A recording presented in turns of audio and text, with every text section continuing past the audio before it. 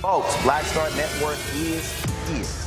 Hold no punches. I'm real revolutionary right now. Black power. Support this man, Black media. He makes sure that our stories are told. Thank you for being the voice of Black America, Roland. Stay black. I love y'all. All momentum we have now, we have to keep this going. The video looks phenomenal. See, this difference between Black Star Network and Black-owned media and something like CNN. You can't be Black-owned media and be scared. It's time to be smart. Bring your eyeballs home. You dig?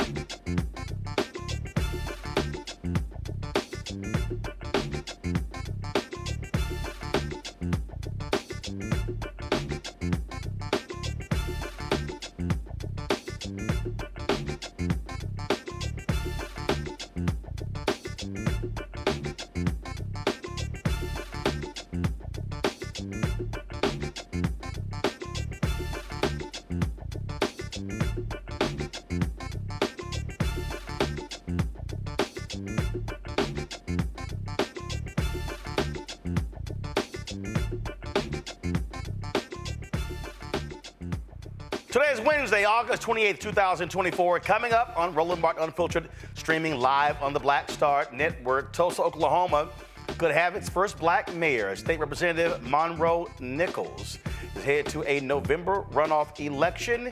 He will be joining us to talk about his history-making campaign. Vice President Kamala Harris and Minnesota Governor Tim Walz are back on the campaign trail.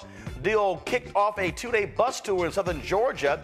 Governor Walz told the International Association of Firefighters that Trump isn't going to fight for them like he and Harris would. We'll show you all of that. Plus, rapper YelloPain's My Vote Don't Count is a civics lesson for everyone. He will join us to talk about this song. Plus, Justice Ketanji Brown Jackson voiced her concerns about the Supreme Court's decision in the presidential immunity case. Plus, the Win with Black Men calls taking place in our second hour. We'll be live with that as well. Folks, it is time to bring the funk on Roland Martin Unfiltered. On the Black Star Network, let's go.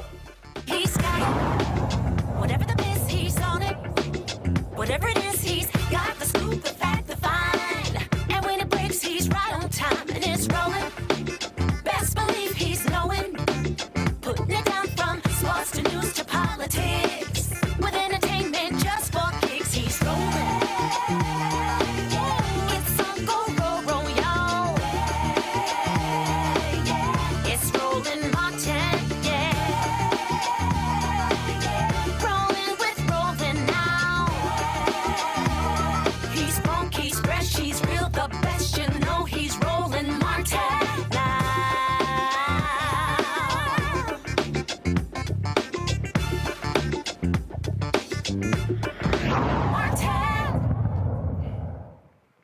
Folks, in 2016, he became the first African-American elected to represent House District 72 in the Oklahoma House of Representatives.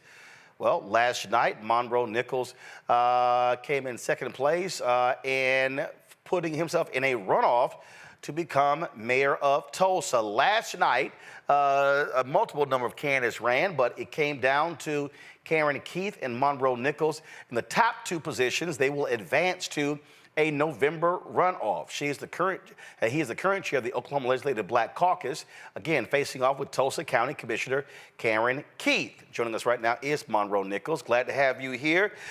When we were in Tulsa in June, you spoke on stage there. You said to the audience there, if they turn out, this could actually happen. Well, now it's down to 2.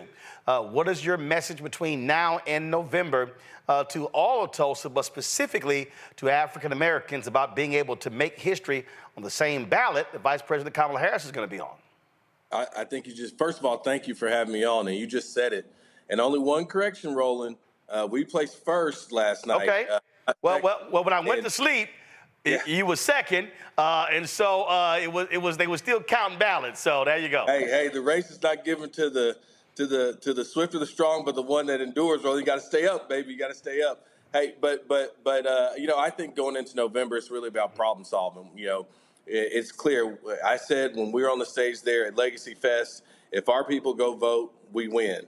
Our folks went out and voted. We won. And what we were able to do is bring that infectious momentum that no matter what part of town you lived in, we were aligned on the need to do things a little bit differently in Tulsa. And so I'm glad that we were able to perform well. When we started this race, we were 20 points down. Last night, we placed first in a primary or in a general that was very competitive, and it was all about problem solving, convincing people to go vote, letting them know their vote mattered for the future of this community. One of the things that on that stage we talked about, and folks can raise money, but you got to have ground game. Right. And so now the other candidates drop away. Now it's a whole new race. It's a reset. And so what are you saying to voters in Tulsa in terms of what your vision is for that city moving forward? Yeah, hey, like I said, we talked about solving problems from the start. We are in the midst of a homelessness crisis in this community.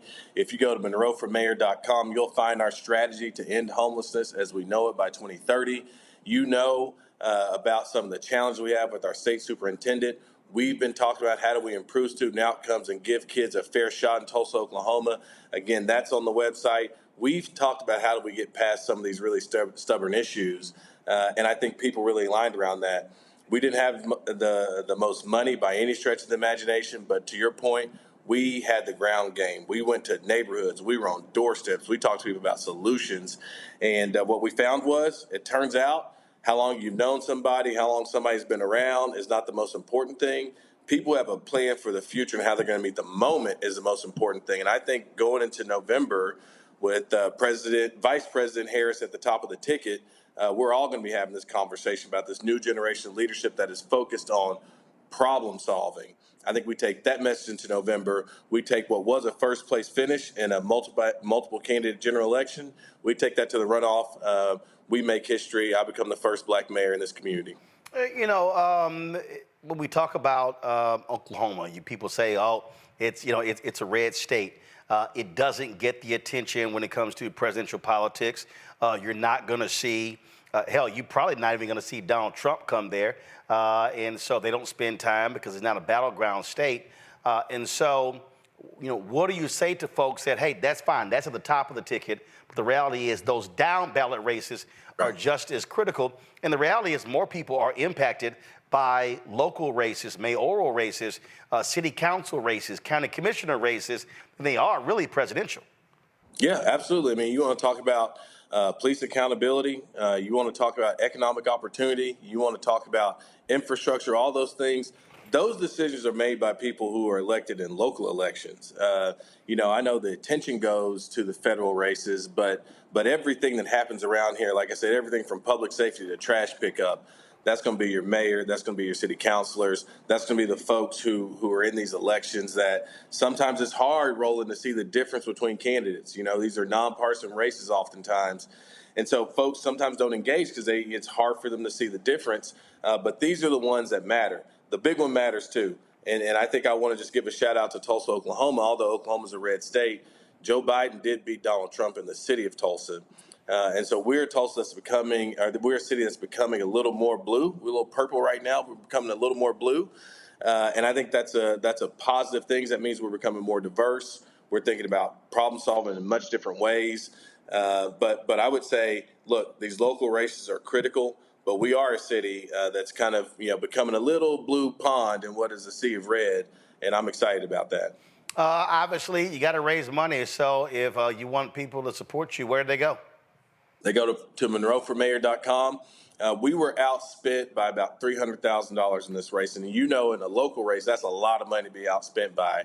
I need folks to support this campaign because, again, if we get it right in Tulsa, then you can get it right in Baltimore. If you get it right in Baltimore, you get it right in Detroit and everywhere across the country. We are in this together, and the best ideas for moving this country forward are going to come at the local level.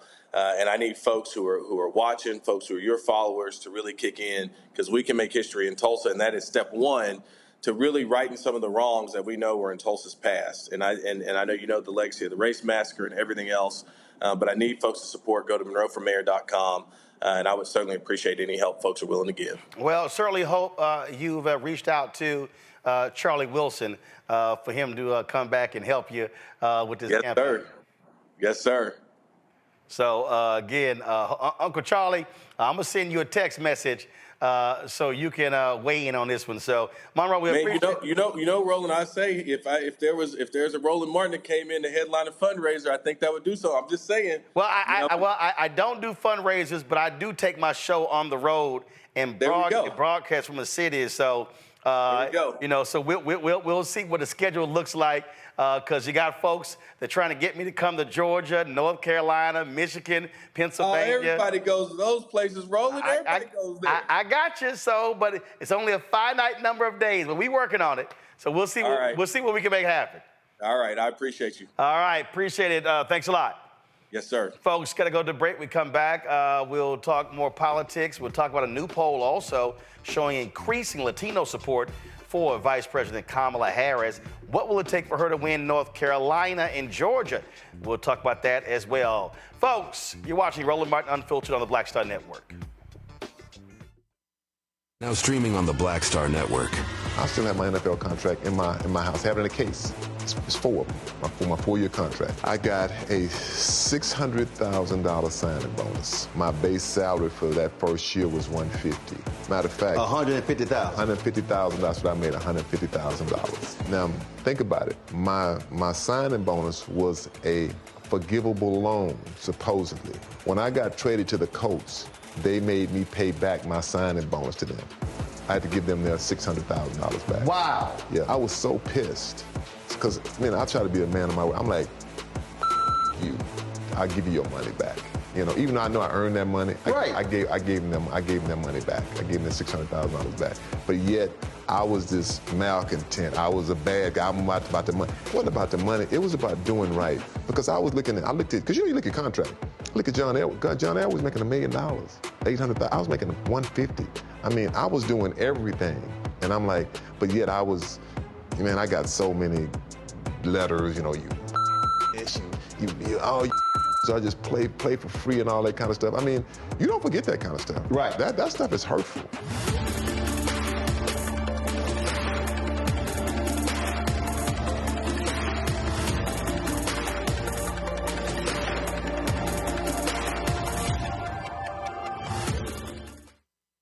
Hey, it's John Murray, the executive producer of the new Sherry Shepherd Talk Show. This is your boy, Earthquake. And you're tuned in to Roland Martin Unfiltered.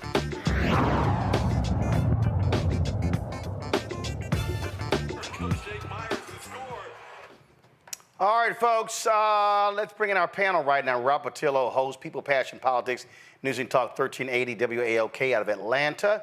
Rebecca Carruthers, Vice President of Fair Election Center out of D.C. Gavin Reynolds, contributor with The Root, former speechwriter to Vice President Kamala Harris. And he finally got some rest because he was part of the speechwriting team of the DNC. Gavin, I heard y'all were locked into a room. Y'all couldn't go anywhere. They wouldn't let y'all use the bathroom, wouldn't let y'all eat. So y'all were a little busy there. It wasn't that bad, Roland, but I will say it was probably the most exhilarating and exhausting week of my life. Totally understand. All right, folks. Vice President Kamala Harris, Governor Tim Walz, they have touched down in Georgia. This is a little bit earlier today where she began her bus tour.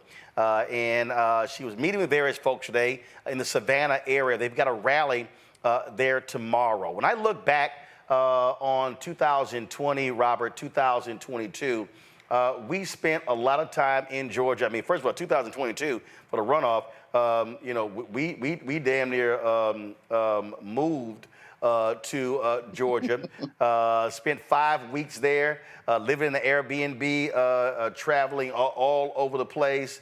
And the thing that was important is that as we were working with the Warnock campaign, is that we were not just locked into the Atlanta area. We literally went all over the state. We traveled all over doing the show in 2022, in 2022 from different locations, from Jonesboro, from Statesboro, in Athens, in Savannah, in all of those places. And the reality is, the only for Harris-Walz to win Georgia, it is going to take a seriously strong ground game there. And because here's what you have in Georgia, and the same in North Carolina. You have significant black population in rural parts of the state that normally don't see candidates. Warnock is from Savannah, and so where they're going, but they're going to have, in order for them to win, and unlike 2020, you don't have Warnock and Ossoff on the ground. So you had all of that energy that was happening for Democrats in 2020. They have got to really spend time in Albany, in those type of towns where you have large black population, to drive those numbers up to offset the MAGA vote, because you know Governor Brian Kemp's, his machine is going to be on the ground for Donald Trump. You're absolutely correct. And actually, there's a Fox News poll that just released at the beginning of the show. It shows that in Arizona, Harris is up 50-49. In Nevada, she's up 50-48. North Carolina, she's down 49-50, so a 1-point race. And in Georgia, for the first time this year, she's up 50-48 on Donald Trump. And hold on, just hold it. I'm going to show it right now.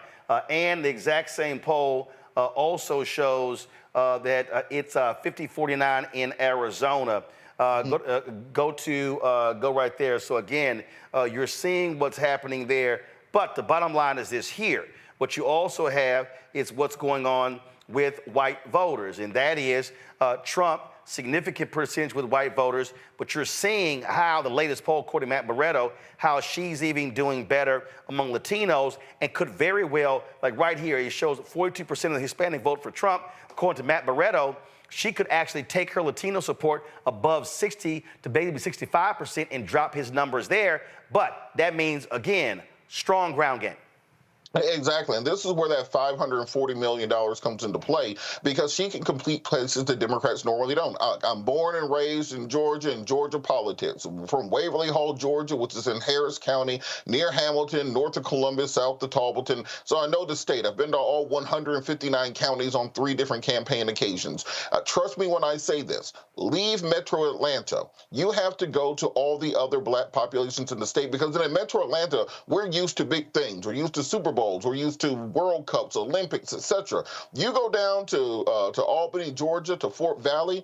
You go to Oglethorpe, to Montezuma. You ride through Meriwether County on down to the border. Guess what? Those people have never seen a national politician and a national black politician come down there to get their votes. Those votes are to be had. They simply need someone to come talk to them. Yep. They're opening more field offices in the area. That has to continue. If you win Georgia and you win North Carolina, it changes the electoral map for the next generation. Because one thing that we're seeing with the Republican Party is Donald Trump has decided to not run as a Republican in the Republican race. He has decided the only conservative values that Republicans care about are tax cuts and racism. That as long as you provide them tax cuts and racism, they don't care about pro-life, they don't care about traditional family, they don't care about military, they don't care about foreign policy. All they care about is tax cuts and racism. Because of that, you're seeing a capping on his support. He's not going to drop below 43.5% of the vote, but he's also not going to get above about 47 or 48%. This is the opportunity that Harris has to close the door and close the deal. Do not do what Hillary did in 2016 and get profligate at the end and just disappear off the campaign trail. You have to push through. You have to rally your voters through. You have to be organizing not just with the Divine Nine and with the churches and with the traditional rights organizations. You have to be granular. You need to be down there with Fair Fight. You need to be down there with NSA and New Georgia Project. You have to be down in every single county and compete in all 159 counties, because remember, the last election came down to under 12,000 votes. So anywhere that you can find voters, anywhere you can shake the trees, and remember, we have a new Republican elections board that is working to suppress every vote that they have. So if you think you can win by 1 or 2 points, no, you got to win by 5 or 6 just to be safe for what they're going to be doing to try to contest the election. And look, I mean, this here is when you talk about, you know, the difference here with difference with the election. Here we go to my iPad. This, of course, was us in 2020. Well, you're not dealing with those sort of events now. That's not COVID, where everything was cars and we were sitting, I mean, folks were literally staying in their cars and as they were involved. And so it's going to require a different type of campaign. And this is also, Rebecca, where you maximize your surrogates. I can tell you in 2020, we had events where Portia Williams and Jermaine Dupree and others were actually traveling around the state, where they were going to those places. Warnock could not be everywhere. And so that, to me, is also how you deploy folks there. Black Voters Matter had rallies there. Actually, it's interesting, if I find it, I remember a Black Voters Matter rally where they had Waka Flocka and his wife. Now he's supporting Trump at one of those events. And so you have to really work the state. There were some black politicians. I was talking to someone, and several of them didn't know about the vice president's travels there in Georgia or what the plan was. And here's the other thing that people don't understand there. In a lot of those places, Rebecca, you've got black preachers who own very small gospel radio stations. In those towns, those stations are huge. Those black newspapers and outlets are huge. And so you've got to have, and this is what too often with these presidential campaigns, you can't bring in somebody from Ohio and plant them in Georgia. If you want to win Georgia, you need Georgians running the show because they know where the votes are and where the people are. You know, I'm listening to all these great things that Robert's talking about and thinking back to 2020 and then in 2022, but there are things that are different now. Fair Fight really isn't functionally around anymore. New Georgia Project, NSA is no longer there. Their next CEO, as of a month ago, is no longer there. So unfortunately, there is. But you got Helen Butler, you got Georgia Stand Up with Deborah Scott. You still got Black Voters Matter. So you got groups who are there, who are on the ground, who are doing the work. Yes, and that's what I was getting ready to turn to. You have Black Male Initiative. You have groups that are doing the work that haven't been as nationally recognized, and as much national money hasn't poured directly into those groups, because Fair Fight was the flashy one. New Georgia Project was flashy, but there are groups on the ground that are still doing year-round organizing on particular issues. They've been fighting back to get more people put on the voting rolls, not quite as fast, but, you know, trying to combat what Brian Kemp and his minions are doing with trying to purge and effectively put a thumb on the scale in terms of trying to get rid of the types of voters who are likely to support Kamala Harris candidacy versus a Trump candidacy.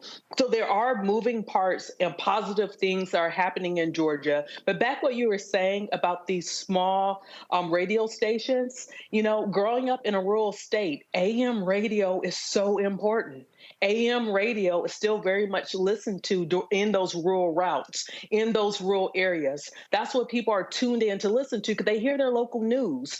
It's not this satellite stuff like when we see on television, like Sinclair buying up a bunch of broadcasts and local stations across the country. But AM radio is still very much local based compared to FM radio, which tends to satellite in national syndication rather than having local DJs, local people, literally reading the equivalent to church announcements on AM radio. And that's the type of grassroots effort that's going to take if you need people to turn out.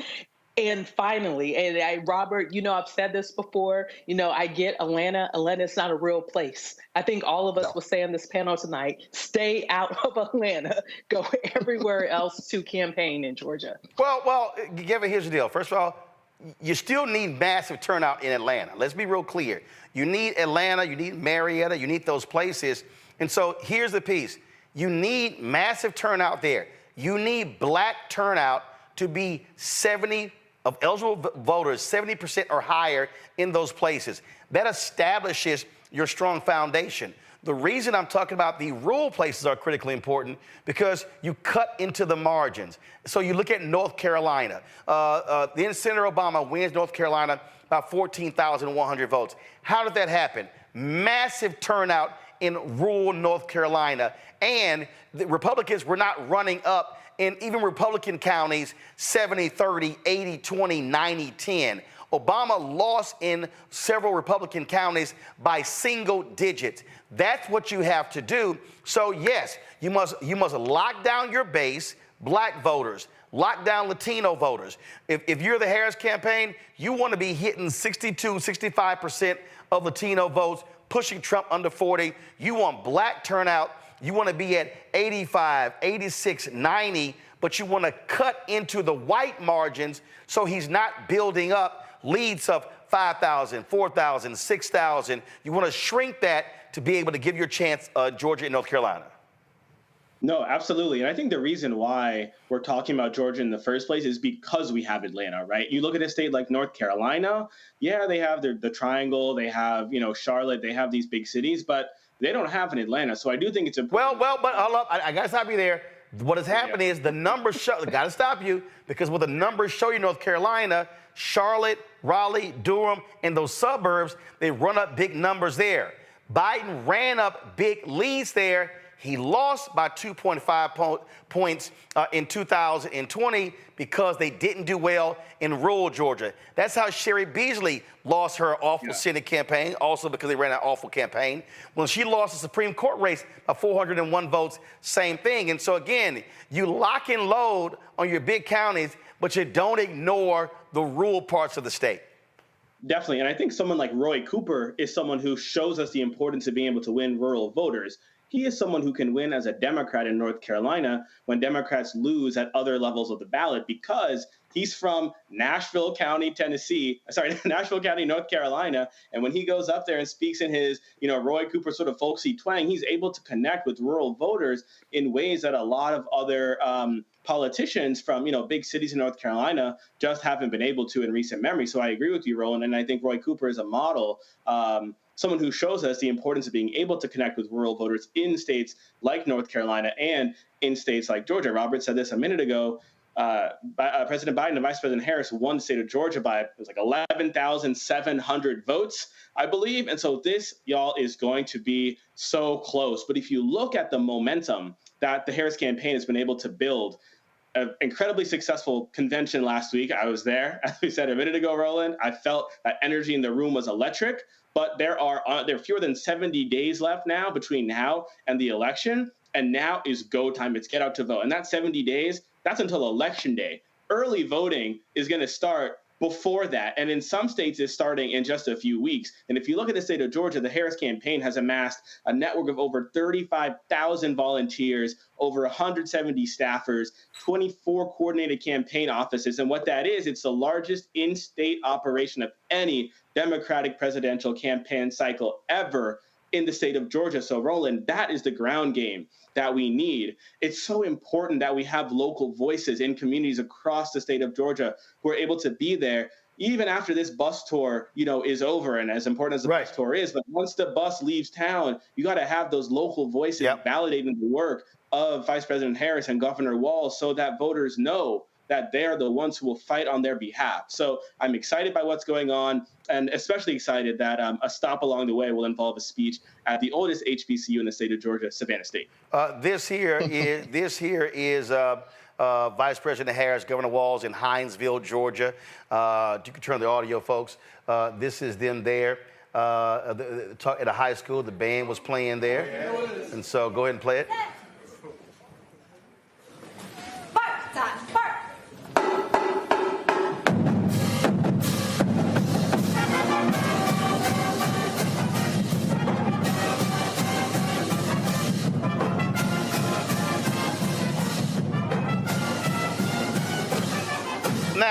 folks who are watching, they may say, oh, man, you're going to high school, the band is playing, but understand you're picking up local media attention in those particular places. You're getting, and trust me, when you see those young folks taking pictures with them, Robert, when they go home, they show their parents and grandparents, stuff along those lines, that kind of stuff means a whole lot. And again, when they leave, obviously they're going to leave, but that's where you then you have to come back, you got to touch him. You got to touch him. You got to be able to hit him. And then when you have those groups that are also grassroots groups, you know, when you look at for young voters, Tom Steyer's group, the work that they do. Again, when you look at those groups that are specific in Georgia, which is why we always say you got to fund those groups as well in order to be able for them to be on the ground. We did our Win with Black Men call. You know, some people were like, well, you know, why don't y'all not send all your money to the campaign? We said because we took $450,000 of that money and going to several groups to drive them on the ground to touch black men, because that's what you have to do. It all can't be TV ads.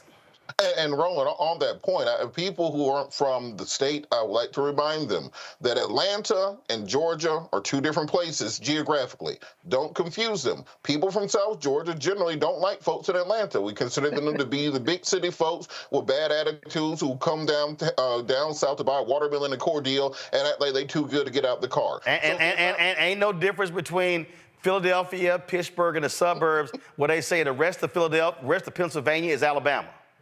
You're exactly right. And so to that, you have to be activating local leadership. You have to be working with a Keith McCants. You have to be working with down in Savannah and down in Brunswick, etc. You need to be bringing those people directly in instead of, as you said, one of the big mistakes that was made back in 2008 on the Obama campaign was they were bringing in like these well-meaning white guys from D.C. and New York and San Francisco, and they would come down in their Prius and they have like the MSNBC glasses on, and you let them off in at a bar in the middle of Troup County, Georgia, and then they get run out of there the first time they see somebody in camo with a shotgun because they don't know how to talk to those people. You got to get people who are local there and talk about the issues that matter to them. Talk about the $2.2 billion the Biden administration just allocated for black farmers and how it could have been $11 billion if it wasn't for Donald Trump and Stephen Miller getting in the way of that. Talk about the money that they put into the infrastructure bill. They'll bring high-speed internet and broadband to areas where we still use antennas on the top of our house. We don't have access to cable a lot of the times. Talk about how you're going to make sure that you're putting the right types of investments into those HBCUs that will help them to not just stay alive, but to reopen places that have closed down previously and bring them to parity with other institutions while the state of Georgia is trying to take over those colleges and merge them with white colleges. You have to set out a very clear rural agenda that will work, and those people will come around. Well, I'll give you an example. There was a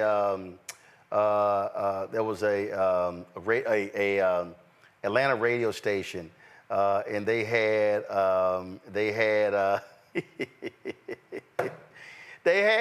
so the sister, the black girl, the sister who was supporting Trump at Chick-fil-A. So so they had her on. And she was touting Trump's platinum plan. She was touting, how great it was and what he was going to do. And to that particular point that you made, so I saw the video on Instagram last night, and I was like, man, let me weigh in on this. And so she was sitting here, you know, talking about what he did. And I said, oh, really? His platinum plan was so great? Go to my iPad. Here's a perfect example.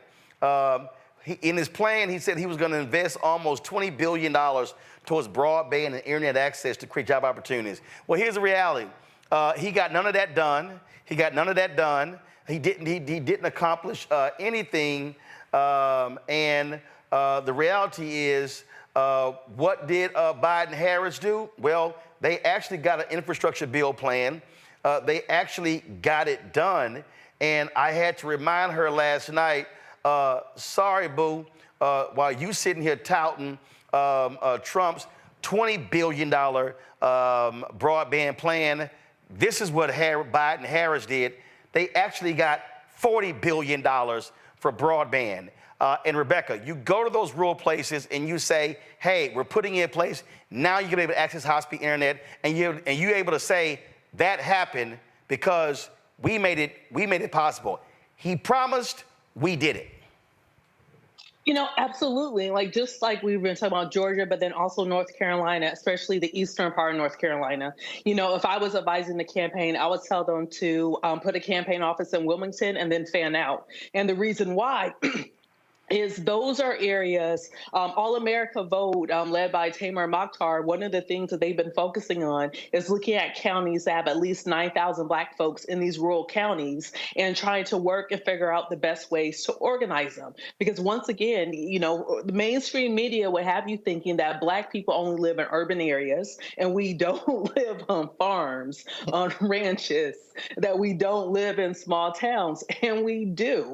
And so, you know, going into those areas in eastern North Carolina is Black, it's brown, and it's indigenous. There are a lot of Hispanic voters there and Hispanic speakers. There are a lot of Black folks there. And then there are a lot of Native Americans and active Native American tribes that are there. And if you're able to work that, we know that there has been some ongoing organizing happening even before North Carolina became considered competitive by national pundits. But we know that there are people there. And so as we're talking about close margins, if you're going into these counties and you're picking up 5,000 votes here, 2,000 votes here, 7,000 votes here, it really starts to add up. And like we talked about the triangle, but also understanding that triangle going beyond, really dig into Greensboro.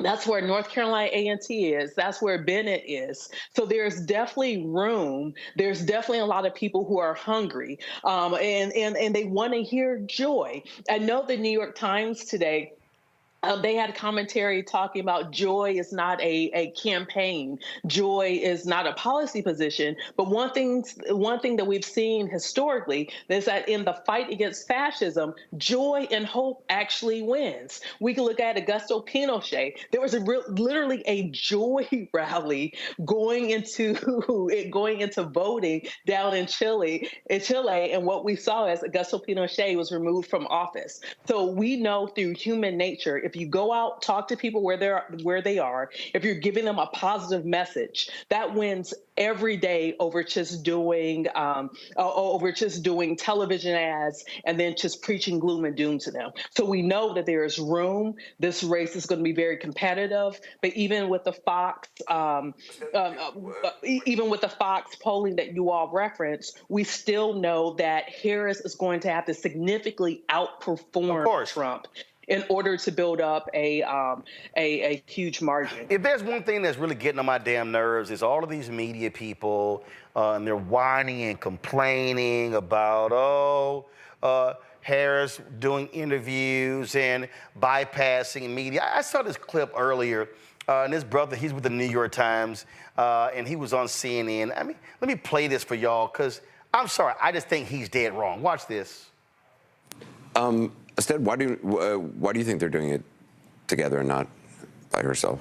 Well, I don't think it's a secret. Democrats over the last couple of years have increasingly thought that they can go directly to their voters, and I think have frankly been fairly slow to coming around to doing mainstream traditional interviews. We've heard the Biden campaign, now turned the Harris campaign, complain repeatedly about reporters trying to ask those type of questions, have stayed away from more traditional media interviews as they've tried to go to influencers, tried to go to podcasts that are more friendly venues for them, and they found real success with that. I think what is happening now, though, is there's an onus on Harris and Walz to differentiate themselves from the Biden ticket. There's open questions about what their vision would be, what their legislative priorities would be. And while the Democratic convention was an advertisement for the party writ large, a lot of the things people were saying on stage could have been just the same if it was President Biden as the nominee rather than Kamala Harris. What an interview does is put the onus on her, not just for the mastery of issues and kind of command of issues, but to lay out a vision. That is something that Kamala Harris has been fairly uncomfortable with. Speaking as someone who has interviewed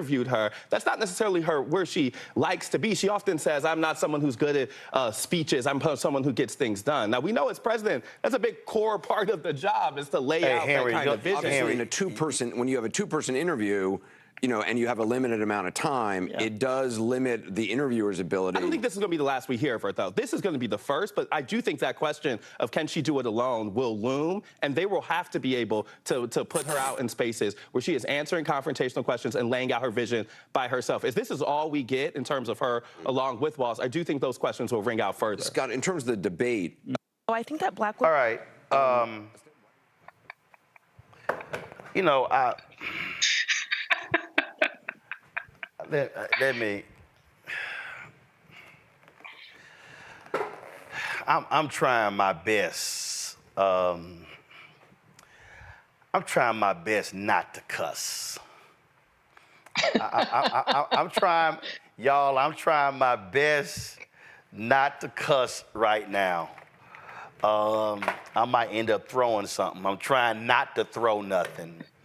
So let me just rearrange stuff on the desk so I don't sit here and throw something.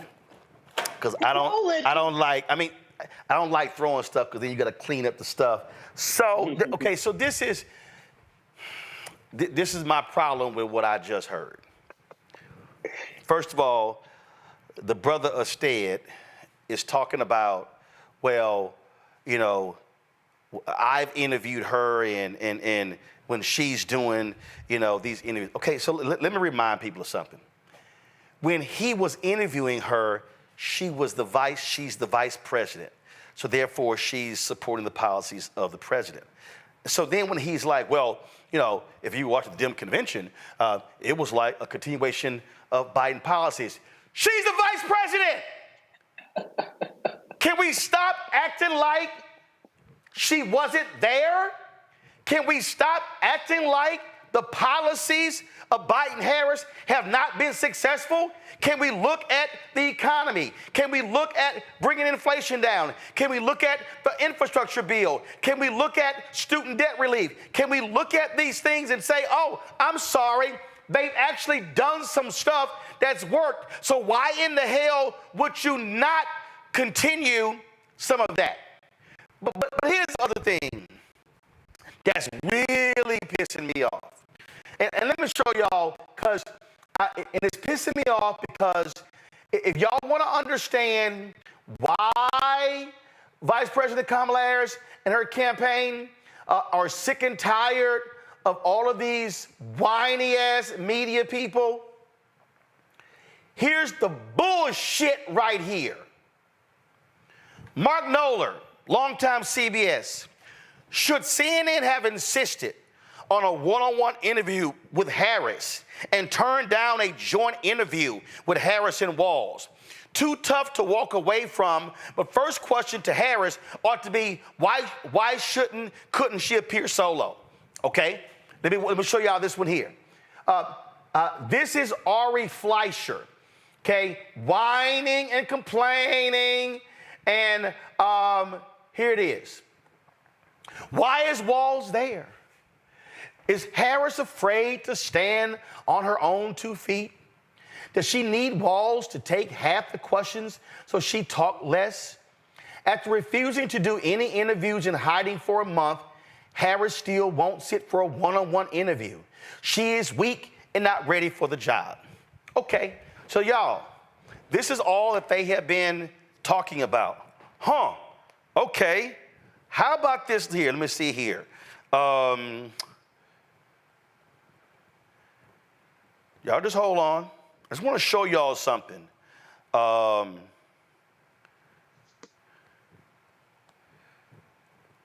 Because obviously, all of these idiots have forgotten this.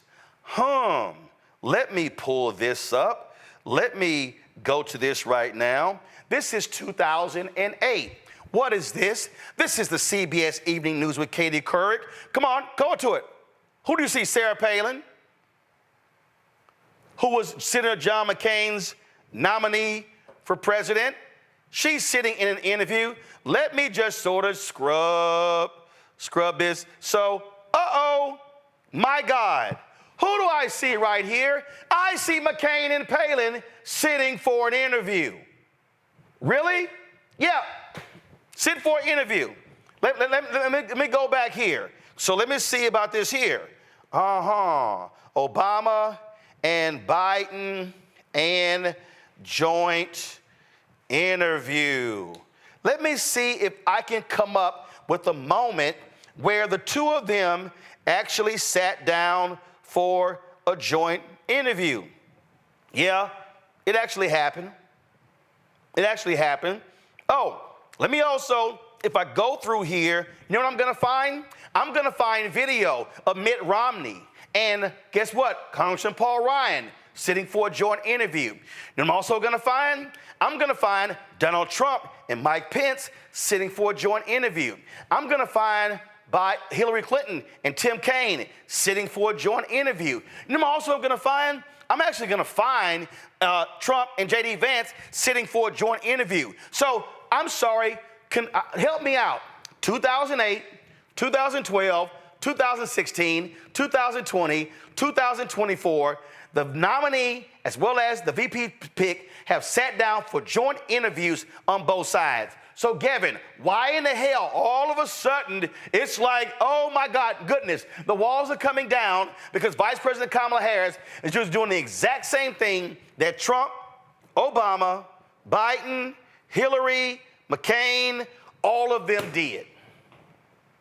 Well, I guess, what does she have that they don't have in common with her? I wonder what. Maybe it's that she's a Black woman. And maybe it's that the level of scrutiny that we've seen for Vice President Kamala Harris since before she was even picked by President Joe Biden to be his running mate has been unparalleled. You really think that that the reporters would be saying, oh, this, Mitt Romney, John McCain, not up to the job, not ready for the job. Guess what? Hold on, you keep talking. Go to my iPad while you're talking, and I want to show y'all. Here we go. Here we go. There it is. Hold up. Here we go. Here we go. Okay, what's the big deal? Gavin, go ahead. The thing is, I don't know if people realize it, but Kamala Harris has been in public service since, well, I won't give a year, but Kamala Harris has been in public service for longer than John F. Kennedy was by the time he became president. Kamala Harris has had one employer throughout her whole entire career, and that's been the American people. She served as a prosecutor in the Bay Area. She served as district attorney of San Francisco. She served as a United States senator from California. I skipped over AG of California, and now she's vice president. So I'm really not sure what else the media is looking for from her before they can say that she's ready for that. Because here's what they're doing, Rebecca, and I saw you shaking your head when we were playing the video. Here's what they're doing. J.D. Vance and the Republicans started this talking point. And then the media said, oh, let's run with it. And so they've been running with it since before the convention, no interviews, no interviews. And I saw it happening. And I said on this show, y'all, watch what's about to happen. And so they seized on it because they needed something else. The whole deal was we need to create tension. We need to create drama. Oh, my God, she's not talking to us. Then they bitched and moaned in Chicago. Why we got all these content creators here? Why do they got better access than us? Because they want to be coddled. And here's the deal to the brother to the New York Times and all the rest of them. Guess what? Y'all don't get to run this shit anymore. Y'all are no longer the gatekeepers. In New York Times and the Washington Post and CNN and the Wall Street Journal and USA Today, y'all no longer get to control how people get access. To everybody who's watching, let me explain to y'all the real secret in media. All of these outlets, national newscasts, local newscasts, they actually had their stories and their lineups determined by what was in the New York Times and the Washington Post and the big outlets and the daily newspapers. Well, guess what? You don't have to do that now. You now can actually reach millions of people via podcasts, via blogs, via social media, via Instagram and TikTok. And why they're angry? Because they no longer get to control access. They no longer control the information. So that's why when the New York Times writes a bullshit headline, they get called out. Because folks like, that's trash. That's why the New York Times has been pissed off of, Rebecca, for 4 years because President Joe Biden hasn't given them a one-on-one interview. Joe Biden basically says, New York Times, kiss my ass. So is it a Stead or a Steed Wesley? A Stead Wesley? Yeah, a Stead. I don't know what the hell. A Stead something. Yeah, so here's the thing. It's really rich with what about. First, his first issue saying, oh, they're talking directly to voters, as if that's a problem. That's the job of a candidate, is to talk directly to voters. The other thing is the interview that he did and the article that he referenced, I actually read that article, and it was extremely bad. It was very poor journalism, and it read like a text. Oh, yeah, I saw that article as well, and yeah, it was awful. In search of Kamala Harris. Yes, in search of Kamala Harris. So what these people are doing are letting you know who has been backstabbing and planting these fake stories in the media that has been bad-mouthing her for the last 3.5 years. We saw her first year. We saw her second year. If you notice, all the Beltway and the Inside and the Access Journalism journalists have been the ones who have been the sources, in my opinion, for some of these stories. They didn't even name names where they were getting information. They were just quoting each other. And so Steed is part of that class. New York Times peddles an anti-blackness, and Steed is showing that he buys into some of that anti-blackness too. So it's very laughable hearing him complain on CNN, oh, we're not getting access. I was also in Chicago last week. 15,000 media credentials was passed out. There were only 200 content creators. So for people to complain that, oh, we only got 15,000 passes, but then these other people got 200 passes, well, guess what? I saw how hungry a lot of those content creators were. They were everywhere. They were bird-dogging stories. They were going after sources and talking to people to introduce their audiences to all of the principles that were in Chicago last week. I didn't see a lot of the traditional media doing that. I saw them talking to the same 3 types of people and chasing the 3 types of stories. So you get what you get. They got what they got by the New York Times being a part of this. Let's pull Biden off the ticket. Great, you got it. But what you didn't plan on was that Kamala Harris was then going to rise to the top of the ticket, and that she, for all means, looks like that she's going to be victorious in November. That's not what the New York Times planned on. Well, they thought they were going to get Gavin Newsom. And I'm just like, they're driving me crazy. And what was also driving me crazy are these people who want to weigh in, who clearly never took a civics class, who don't understand government. I saw a tweet today by comedian Lil Duval, who said, all the politicians are pandering, anybody pandering to black men. And I actually had to send him a text, and I tweeted, Vice President Kamala Harris has been meeting with black men for the last 3.5 years. What the hell y'all talking about? This ain't nothing new. I'm like, so it's on our Instagram page, it's on Twitter page. But what really gets me are the people who are asking questions, who literally don't understand the basics of civics. My next guest dropped a video where he laid that out. And I love the video, and he did it in the previous election cycle because it's real basic. And, and I love it because by putting it to a hip hop beat, hopefully folk begin to understand it. Y'all go ahead and roll it.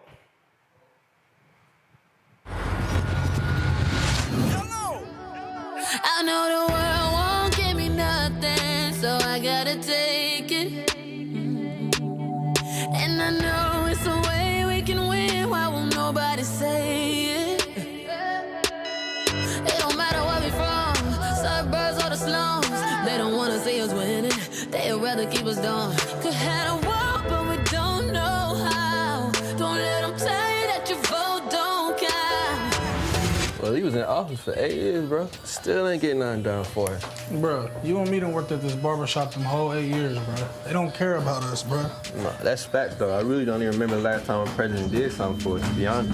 Yeah, I ain't trying to go out in that sun and vote. Bruh. You literally don't know what you're talking about, man. First thing first, back in middle school when they taught us it was 3 branches of the government. We forgot it when we got older. It's the judicial, the legislative, and executive. But all we know is the executive. That's the mayor or the governor and the president. Now, none of them 3 people make no laws. They just be checking them. The laws come to their desk and all they do is say no or yes to it. So when the news station tried to tell us that Barack Obama couldn't put us on, we was all salty at Obama when it was the Congress members all along. We gotta focus on the legislative branch. Yeah, they the ones that make the laws. Yeah, they the ones write how much food stamp money you get on the card. But when people that wanted to help us wanted the job, I know they probably lost. Cause we ain't even know their name, we ain't know their face, we ain't know it all. So the Congress or the State House, that's legislative, they make laws. So what we want from the president is what they do, okay, y'all? See, they election every 2 years, but we don't never even go to those. The Congress, they can raise minimum wage, but we ain't even really know it, though. So you know how back in 2008, when we all voted for Obama, we was all supposed to go back in 2010 and vote for the Congress. Cause they the ones make child support laws. They the ones choose if your kids at school get to eat steak or corn dogs. The State House make the court calls. So if the country failed, then you can't say it's them, it's your fault. Cause y'all ain't know to vote for Congress members that was for y'all. And they don't gotta leave after 4 years, and we just let them sit. See, they don't wanna tell you this, they want you to focus on the president. Now the third branch is the judicial, that's judges.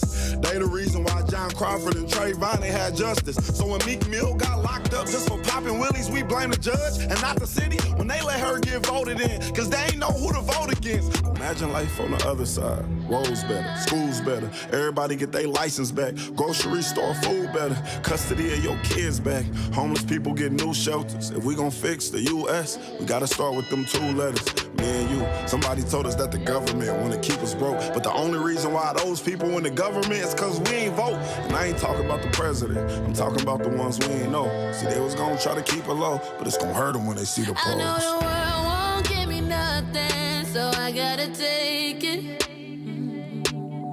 And I know it's a way we can win, why won't nobody say it? It don't matter where we from, suburbs or the slums. They don't wanna see us winning, they'd rather keep us dumb. Could have a war, but we don't know how. Don't let them tell you that your vote don't count. Folks, that was rapper YelloPain. The video is My Vote Don't Count. He did that with my girl, 7th Streeter. He joins us right now. Man, you have no idea. When I first saw this video, I was like, oh my God, thank goodness. And when you laid out in the video, y'all didn't come back in 2010, and that's when they took over. When they took over, I remember sitting on a set, bruh, at CNN that night, and it was horrible. I'm sitting there, and Eric Erickson with RedState.com, major conservative, giddy as hell. He was sitting here, he was just sitting there going, we flipped 16 state legislatures. We flipped governor's mansions. They took over. He was sitting there, I was sitting there, and I was like, shit. And it was there. And it was after 2010, North Carolina, they started changing the voting laws. And then Shelby v. Holder, and it was all downhill. Democrats lost more than 1,000 seats all across the country because folk was so hyped about Obama, they forgot, as you laid out, the rest of the political infrastructure. Yeah. So when you did this video, what year did you do this? The video was in 2020. Did something piss you off, or you were like, yo, I got to do this? Honestly, yeah, learning the information is actually what pissed me off, to be honest. Because prior to that song, I was on the complete other side of voting. Like, I was just like a lot of, the young people now who are like, what I'm saying, the Electoral College, they choose who the president is. So I'm not voting. I had voted for Obama back in 2012. And at that time, I was struggling, I was broke, and I was like, what I'm saying? I remember like the slogan that, yes, we can.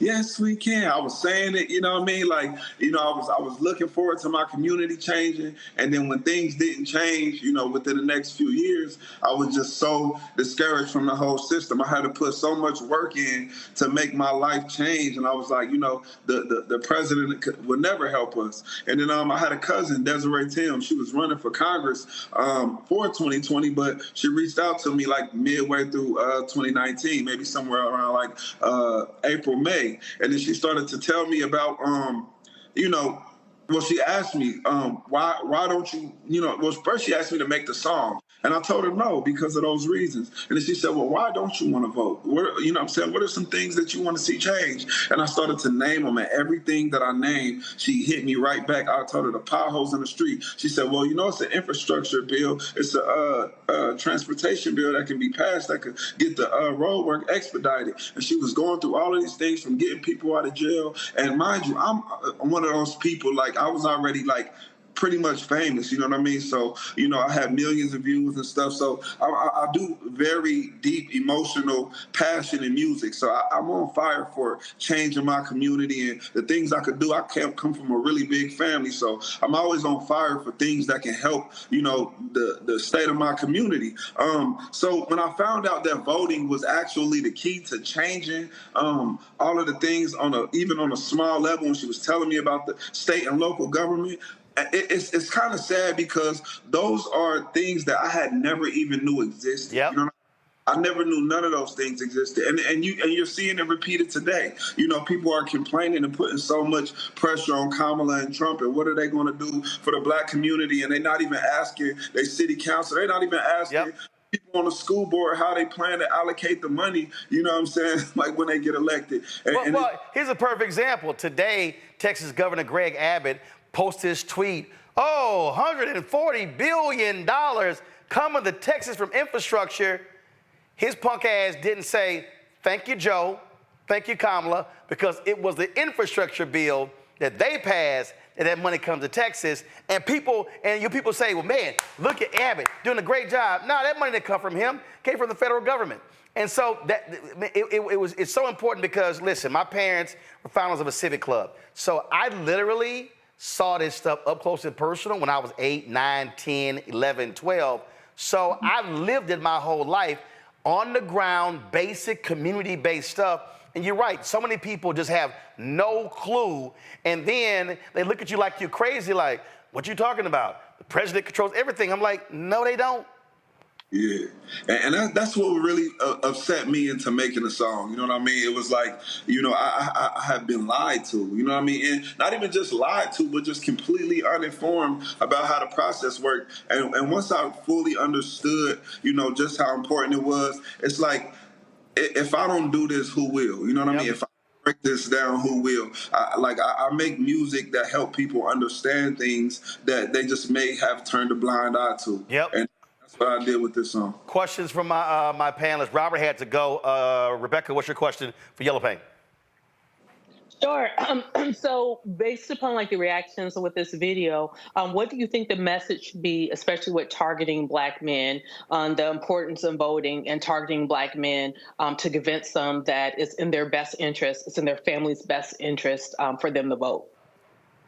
I think what the turning point for me was, and what I think the turning point will be for a lot of other Black men, is instead of telling them, we're always telling, you know what I mean? We're always saying, go vote, go vote, go vote. But they don't know why they should vote. Yep. I mean, they have no idea why they should vote. And trust is everything. And right now, it's in short supply.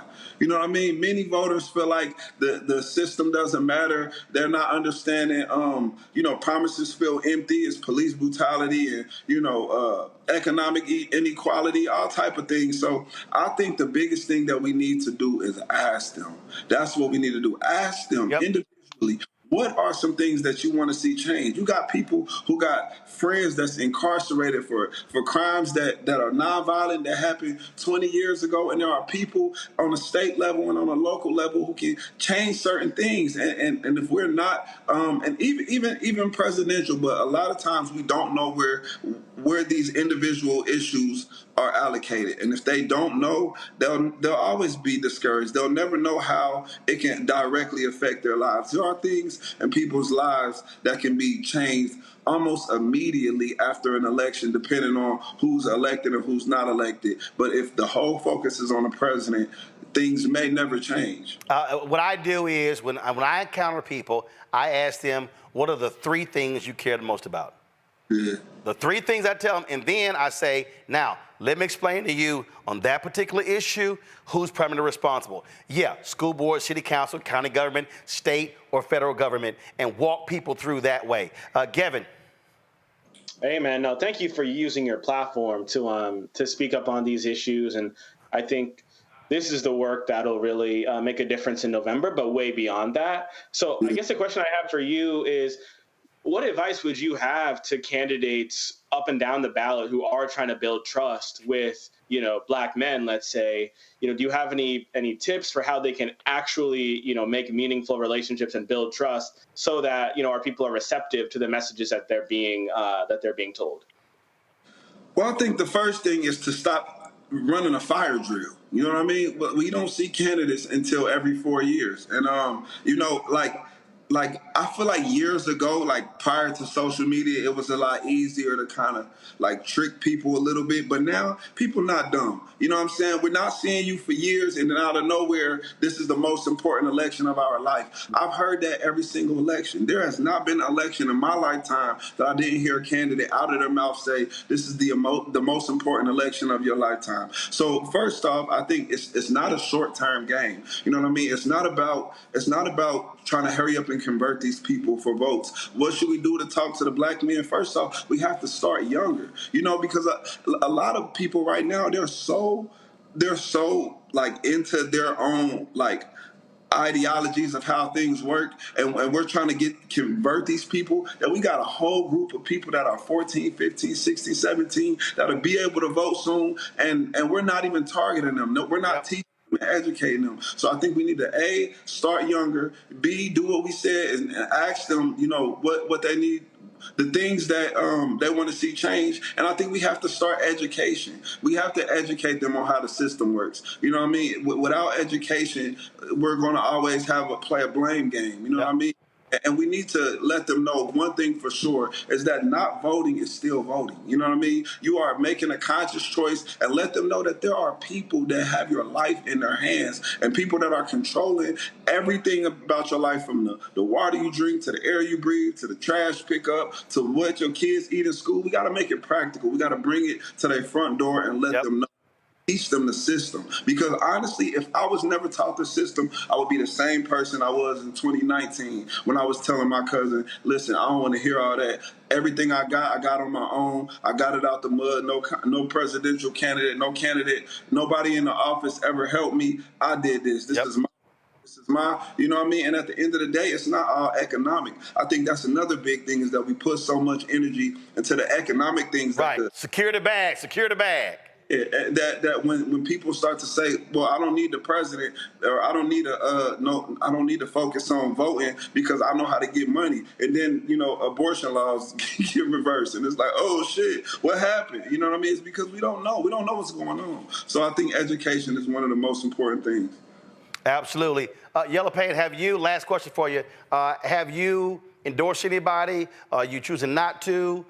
Just your thought on this campaign. Just curious. I'm not endorsing anybody, and the reason being is because I feel like when you push in education, especially in a season like this, right? Like even after the election, I can say who I may have voted for or not. But when you push in education, you can get like it can get lost in translation, right? Everybody has an agenda right now. Everybody's getting, there's money going in different places, and it's hard. Like I said, trust is everything. And it's right now, you know what I mean? Well, it's sort of like, look, this, it implies he's supportive of Vice President Kamala Harris, but he's made it clear he's not doing anything with the campaign. He's like, he said, his position is, I'm stronger by being independent, not tied to anybody, just standing on my position and helping folks out, educating them. So totally understand that. But man, look, I appreciate it. Great job with the video.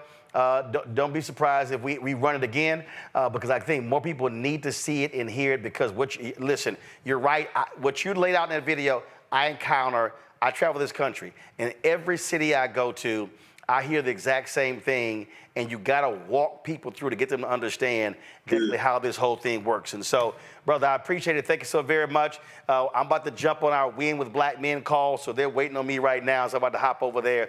And so I appreciate it. Welcome back to the show anytime. Thank you for having me. I appreciate it. Thanks a bunch. Gavin, Rebecca, thank you so very much. Robert as well.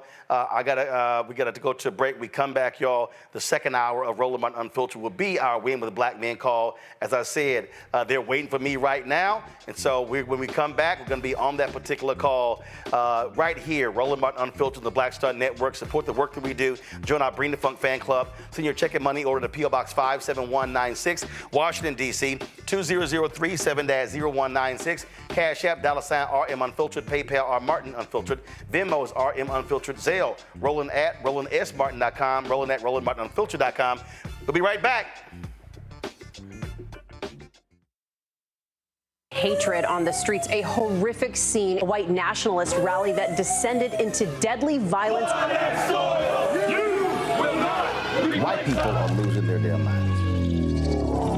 An angry pro-Trump mob storms the U.S. Capitol. We've seen shooting. We're about to see the rise of what I call white minority resistance. We have seen white folks in this country who simply cannot tolerate black folks voting. I think what we're seeing is the inevitable result of violent denial. This is part of American history. Every time that people of color have made progress, whether real or symbolic, there has been what Carol Anderson at Emory University calls white rage as a backlash. This is the rise of the Proud Boys and the Boogaloo Boys. America, there's going to be more of this. Here's all the Proud Boys, guys. This country is getting increasingly racist in its behaviors and its attitudes because of the fear of white people. The fear that they're taking our jobs, they're taking our resources, they're taking our women. This is white fear.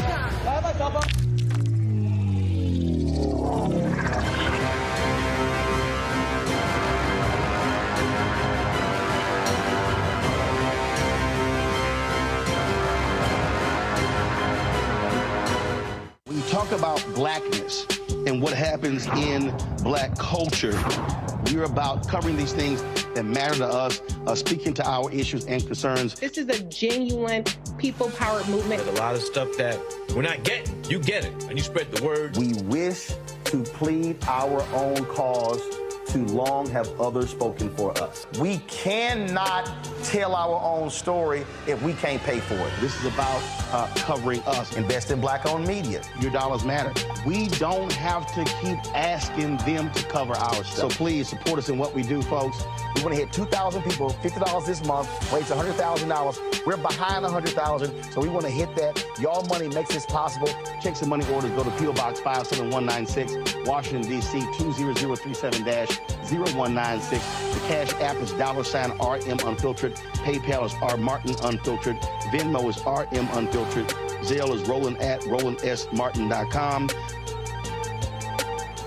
Next on The Black Table with me, Greg Carr, we featured the brand new work of Professor Angie Porter, which, simply put, is a revolutionary reframing of the African experience in this country. It's the one legal article everyone, and I mean everyone, should read.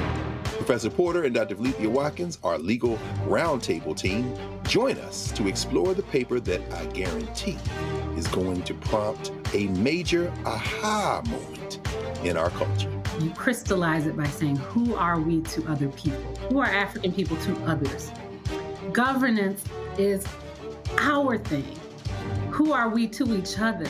The structures we create for ourselves, how we order the universe as African people. That's next on The Black Table, here on the Black Star Network. Now streaming on the Black Star Network. I still have my NFL contract in my house, having a case.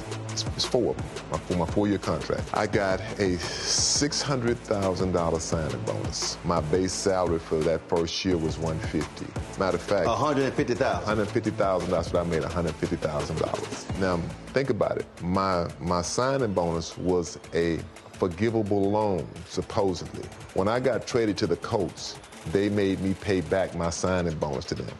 I had to give them their $600,000 back. Wow. Yeah, I was so pissed. Because, I try to be a man of my word. I'm like, you, I'll give you your money back. Even though I know I earned that money, right. I gave them their money back. I gave them $600,000 back. But yet, I was this malcontent. I was a bad guy. I'm about the money. It wasn't about the money. It was about doing right. Because I looked at, because you look at contract. Look at John Edwards. God, John Edwards was making $1 million, 800,000. I was making 150. I mean, I was doing everything. And I'm like, but yet I was, man, I got so many letters, you know, so I just play for free and all that kind of stuff. I mean, you don't forget that kind of stuff. Right. That stuff is hurtful.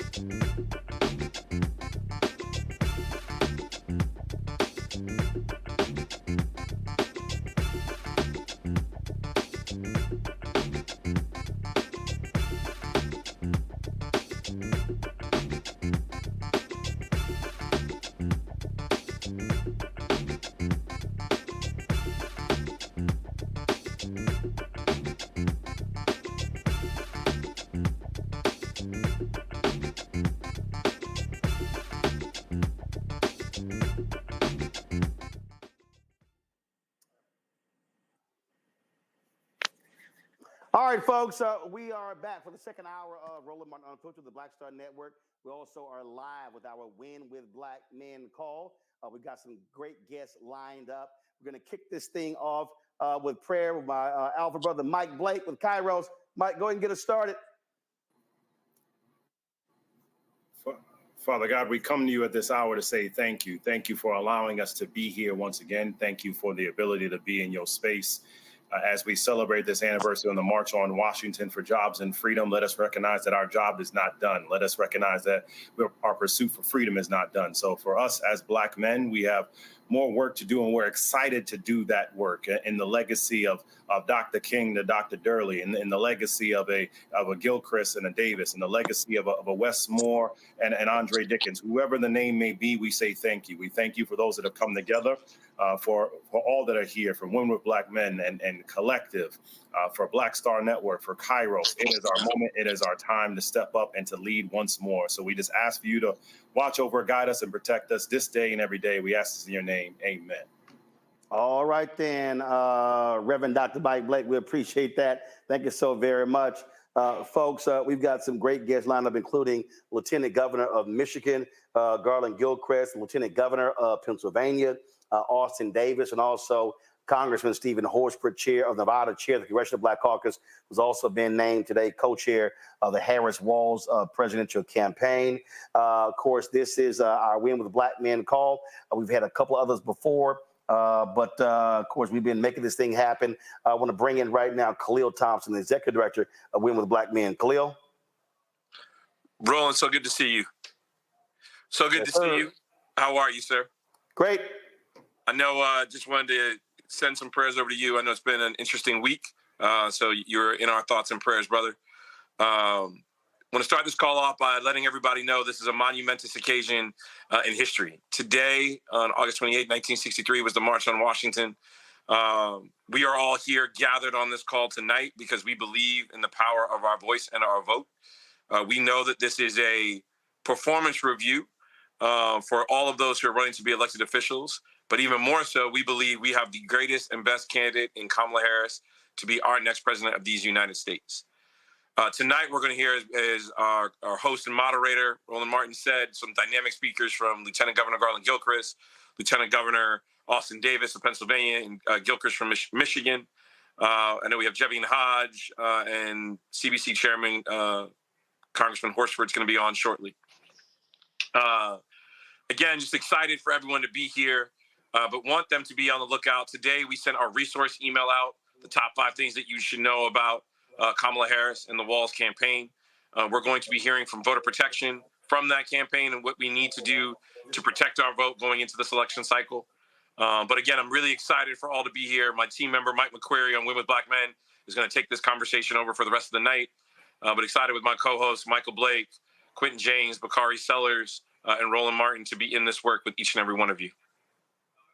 All right, appreciate it. And so what Khalil was representing Thursday, my sister, Kenya Martin Williams, passed away at the age of 49. And so I'll be headed to Houston tomorrow for her funeral on Saturday. So I certainly appreciate all the thoughts and prayers as well. Let me go to Quentin James, president of the Collective PAC, as well as the Vote to Live Action Fund. Quentin? Hey, Roland, everybody. Thank you all so much for being here tonight. As Khalil mentioned, this is a historic day, and we are on a historic march towards this election. The biggest thing I want people to know is we are now entering election season. While election day is November 5th for most Americans, folks start receiving ballots next week. In North Carolina, people requested absentee ballots by mail. Early voting starts in Pennsylvania on September 16th. And so we are literally 10, 20, 30 days away from people casting ballots in some of the most important swing states. And so over the next few days and weeks, you will be getting text messages, emails about volunteer opportunities.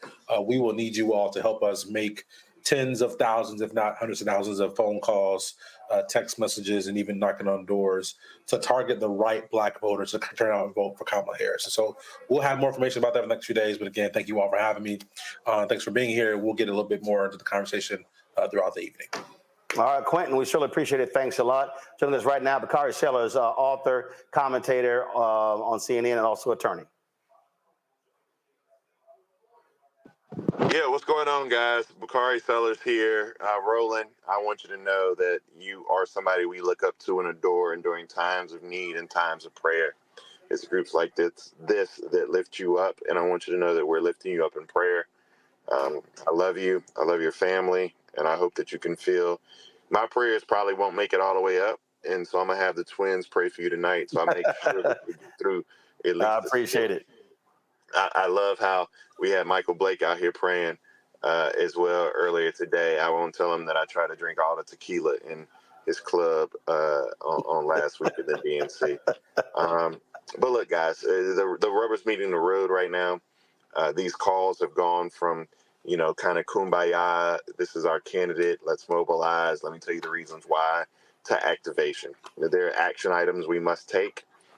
We must realize the deadlines to register people to vote. We must understand the early voting deadlines. We must gas up the buses, the church buses, the D9 buses, the showing up at the high school football games, the homecoming games, our alumni associations, all of those things. Now is the time where we must turn it up. I can tell you that I do believe that the Vice President of the United States is keenly aware of these calls and hopefully will be joining us in the near future. But regardless of what is happening on the campaign, we must continue to lift. I'll share one little nugget with you. Here in South Carolina, at the University of South Carolina, much to the chagrin of myself and Joe Tecca and people like Steve Benjamin, they are having and pardon my language, Reverend Blake, but they're having a roast of Kamala. They spelled it Cumala. On the campus, housed on the campus of the University of South Carolina.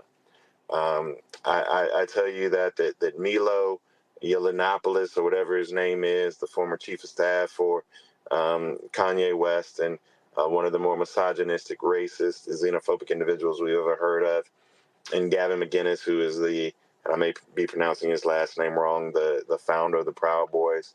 They are going to college campuses to try to mold these young minds and just talk in the most derogatory terms possible.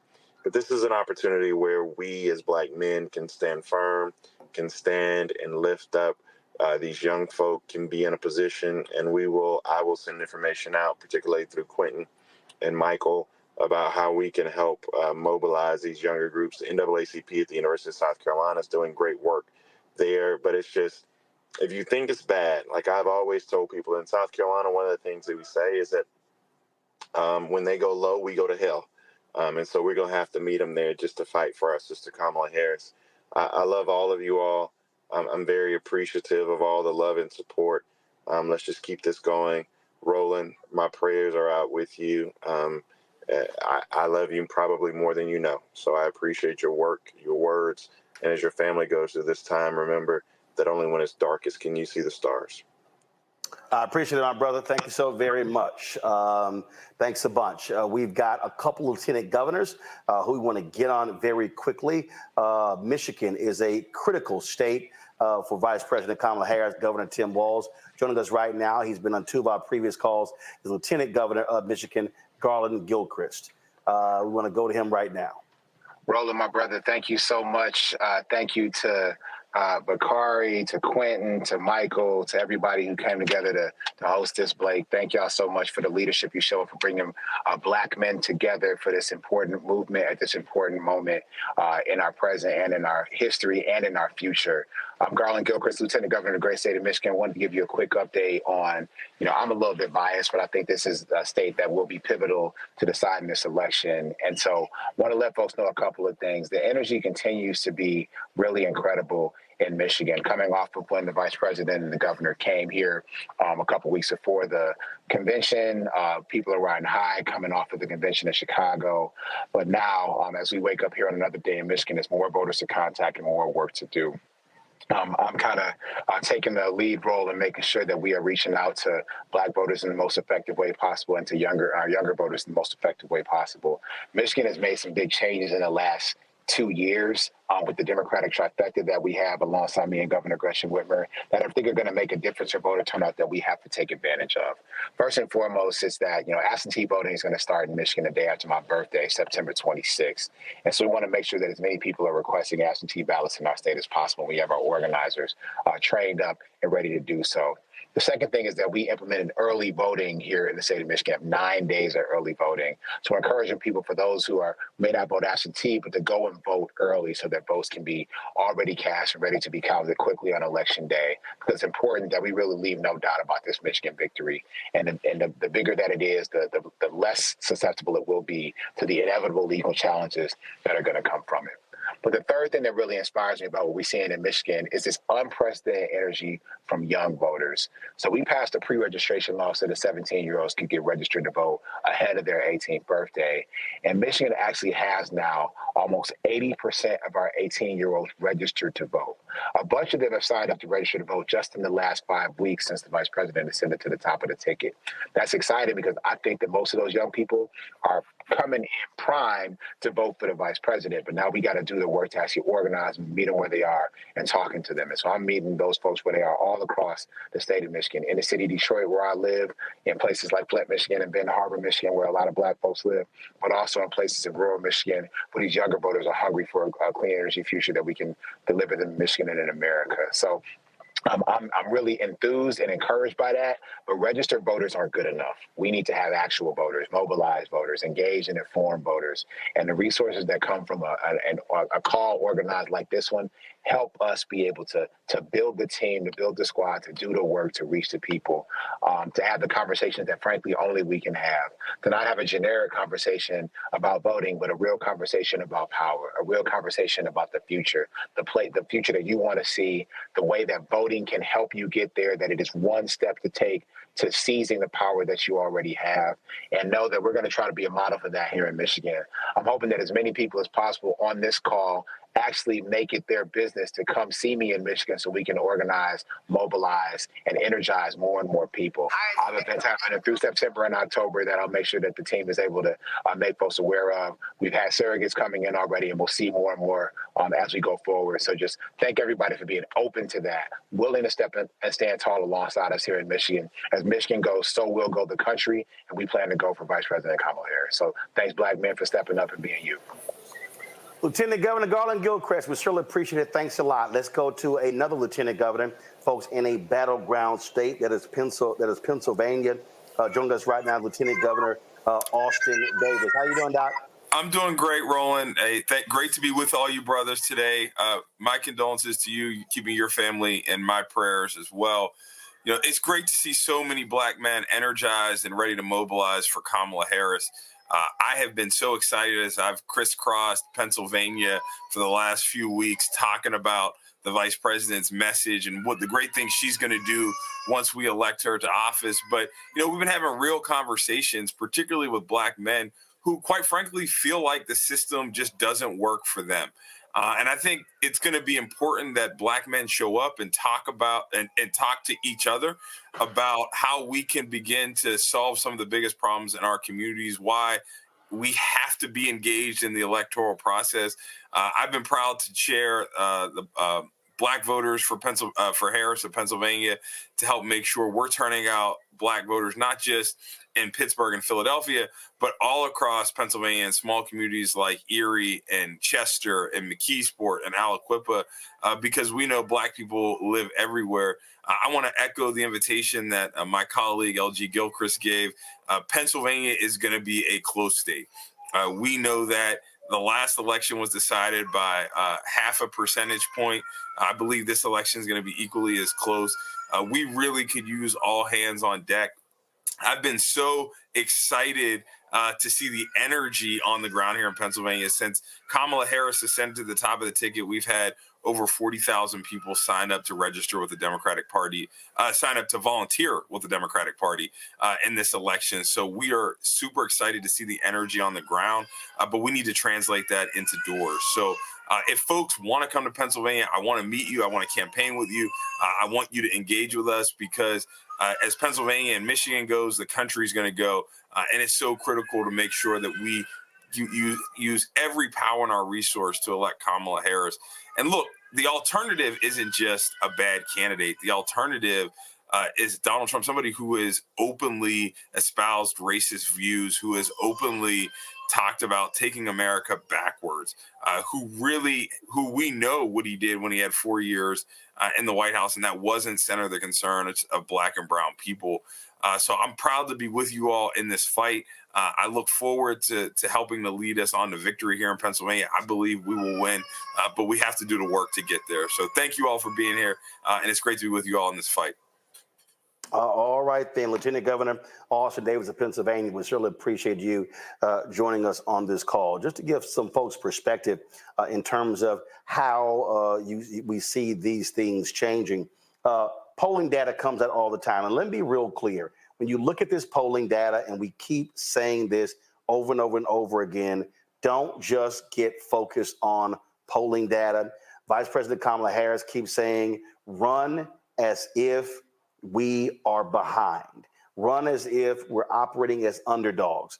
Fox News polling comes out, shows her up 2 points in Georgia, 2 points in Nevada, Arizona, showing down in North Carolina. Polls are going to change every single day. Not a single poll has ever won an election. What wins elections are when people show up, turn up, and turn out. And so those things have to happen. Also, understand what's happening in Texas. They moved some 1 million people in terms of off the voting rolls. So we want everybody who's watching and listening to check your voter status. Go to iwillvote.com. Check your voter status. We see these shenanigans happening in Georgia, in Florida, and other places. And so we want you to always protect yourself when it comes to voting. And when I say, folks, why our voting matters, I'm going to use the example of Wisconsin. I'm going to bring up former Lieutenant Governor Mandela Barnes of Wisconsin. In 2022, he was running for the United States Senate against MAGA Senator Ron Johnson. Well, what happened? In Milwaukee alone, it was a tight race. You had a lot of third-party groups and PACs who were pouring money into there, saying he wanted to defund the police, who were attacking Black Lives Matter, all those different things. 50,000 fewer people voted in Milwaukee. 50,000 fewer people voted in Milwaukee, just Milwaukee, in 2022 than the people who voted in 2020. Why am I saying that? Because many of us turn out in presidential elections. We don't turn out in midterms. Same thing happened. Obama gets elected in 2008. We don't show up in the 2010 midterms. 16 state legislatures flip. Republicans take control of governor's mansions, take control of one of the branches in the federal level, and then you begin to see all of these laws then coming out. Well, in Wisconsin, 50,000 fewer people voted in Milwaukee. Mandela Barnes loses to Ron Johnson by 26,000 votes. If those 50,000 people show up in 2022, we're not introducing him right now as former Wisconsin Lieutenant Governor Mandela Barnes. We'll be saying, here is U.S. Senator from Wisconsin, Mandela Barnes. That's why we must understand every single election is crucial. So let's go to Mandela Barnes right now. Hey, man, thank you so much for setting the stage. And I got on a little bit late, so if condolences are in order, please accept them from me. Didn't get to hear the situation, but no. Appreciate it. Appreciate it.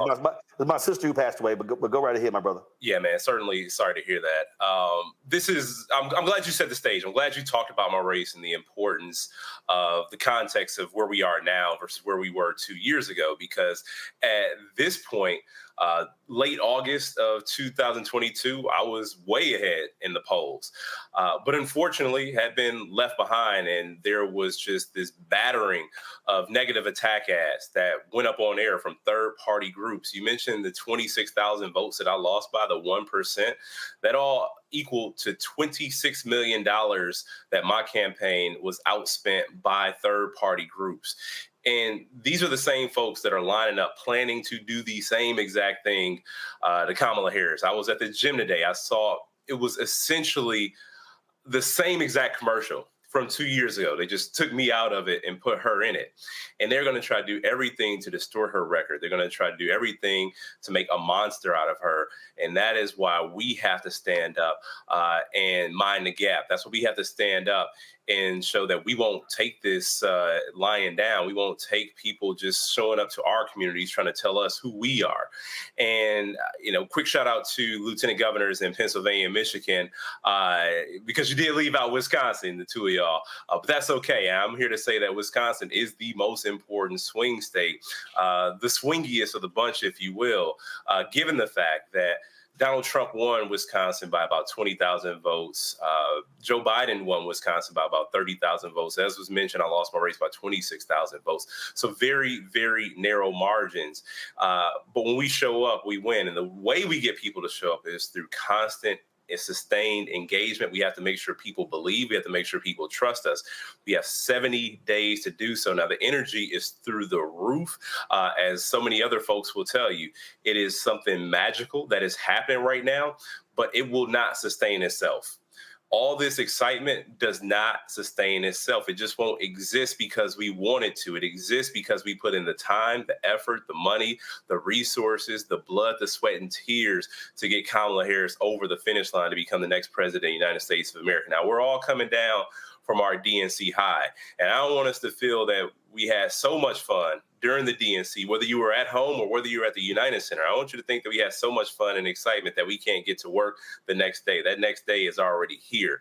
And so for all the folks who are on this call right now, who know somebody who's still on the fence about whether it makes sense, whether it even matters if they show up to vote, we have to change hearts. And we have to change minds.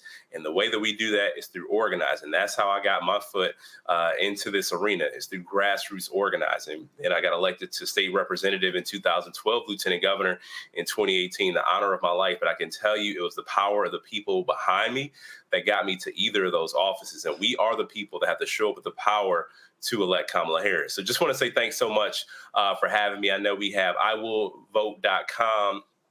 For more information to get folks involved and engaged. Want to just say thank you to Brother Blake, Quinn James, Bakari, everybody who helped put this together. I know I'm forgetting some names. I didn't even want to start saying those names, but thank you so much. But even more than the organizers, the people who are participating and the people who are going to go outside after you close the laptop and go make a difference in this election. Want to thank y'all. Mandela Barnes, we surely appreciate it, brother. Thank you so very much. Folks, I told you a little bit earlier in terms of the latest polling. Fox News poll shows in Arizona, 50-49, Harris over Trump. Georgia, 50-48, Harris over Trump. Nevada, 50-48, Harris over Trump. North Carolina, Trump, 50-49 over Harris. Now, when you look at those Senate races, you see much wider margins. And so you see literally 8 to 10 to 15 points for the Democratic senators running in those states compared to the presidential race. And so the reason why that's important, the United States Senate is crucial because if Democrats hold onto the United States Senate, that's how they'll be able to confirm federal judges. 200 federal judges have been confirmed under Biden-Harris. 58 of those federal judges are African-American, 37 black women, 21 black men. More black female appellate judges have been appointed and confirmed by Biden-Harris and by the Democratic Senate and all previous presidents combined. When you see what's going on today, the Supreme Court made a decision regarding a Biden student loan program. When you look at a federal judge making a ruling when it comes to the abortion pill, when you look at a federal judge making another rule, making multiple rulings regarding various Biden policies, we have to understand federal judges are crucially important. The Congressional Black Caucus has been pushing hard for Senator Dick Durbin to move on those federal judges, but also on those U.S. Marshals, those U.S. attorneys that have been appointed. And Congressman Stephen Horsford of Nevada, who chairs the Congressional Black Caucus, has been very outspoken about that. He's bringing him up right now. He also has just been named co-chair of the national campaign, Harris-Walz.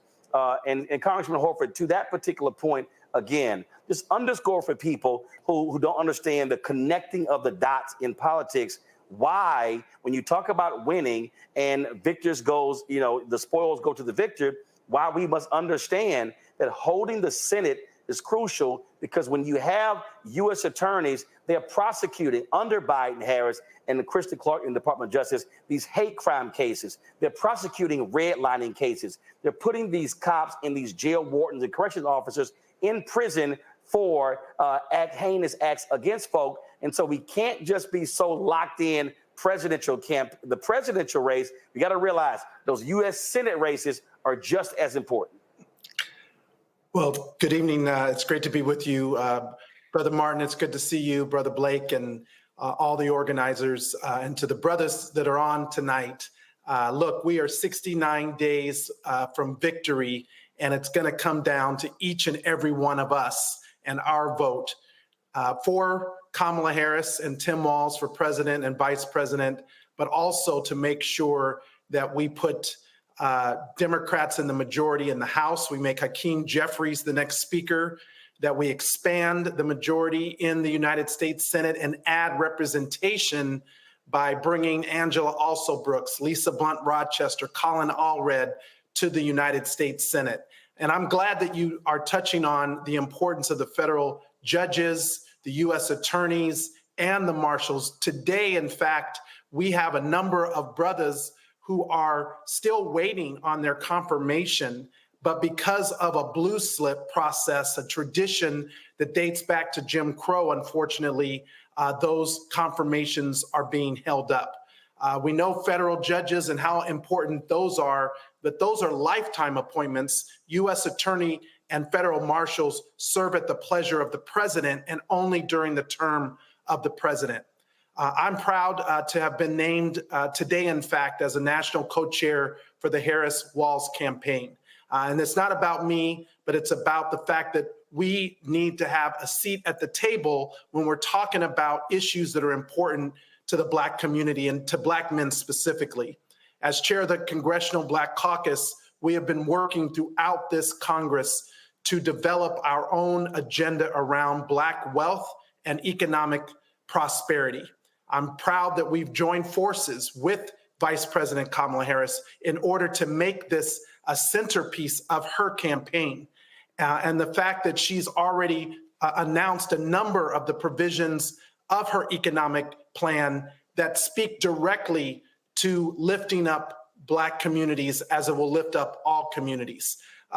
By building 3 million more homes in America, bringing down the cost of rent, and making housing more affordable, something that is really important to Black men as we provide for ourselves and our families. Making sure that we pass a new child tax credit and increase it to $6,000 per child for families with young children. That is something that is incredibly important because under the Biden-Harris administration, when Democrats were in control, we lifted 50% of Black children out of poverty through that child tax credit. Those $300 a month checks per child, that was Biden-Harris and Democrats in Congress. And under Kamala Harris, she has already proposed to increase that to $6,000 per child for young children.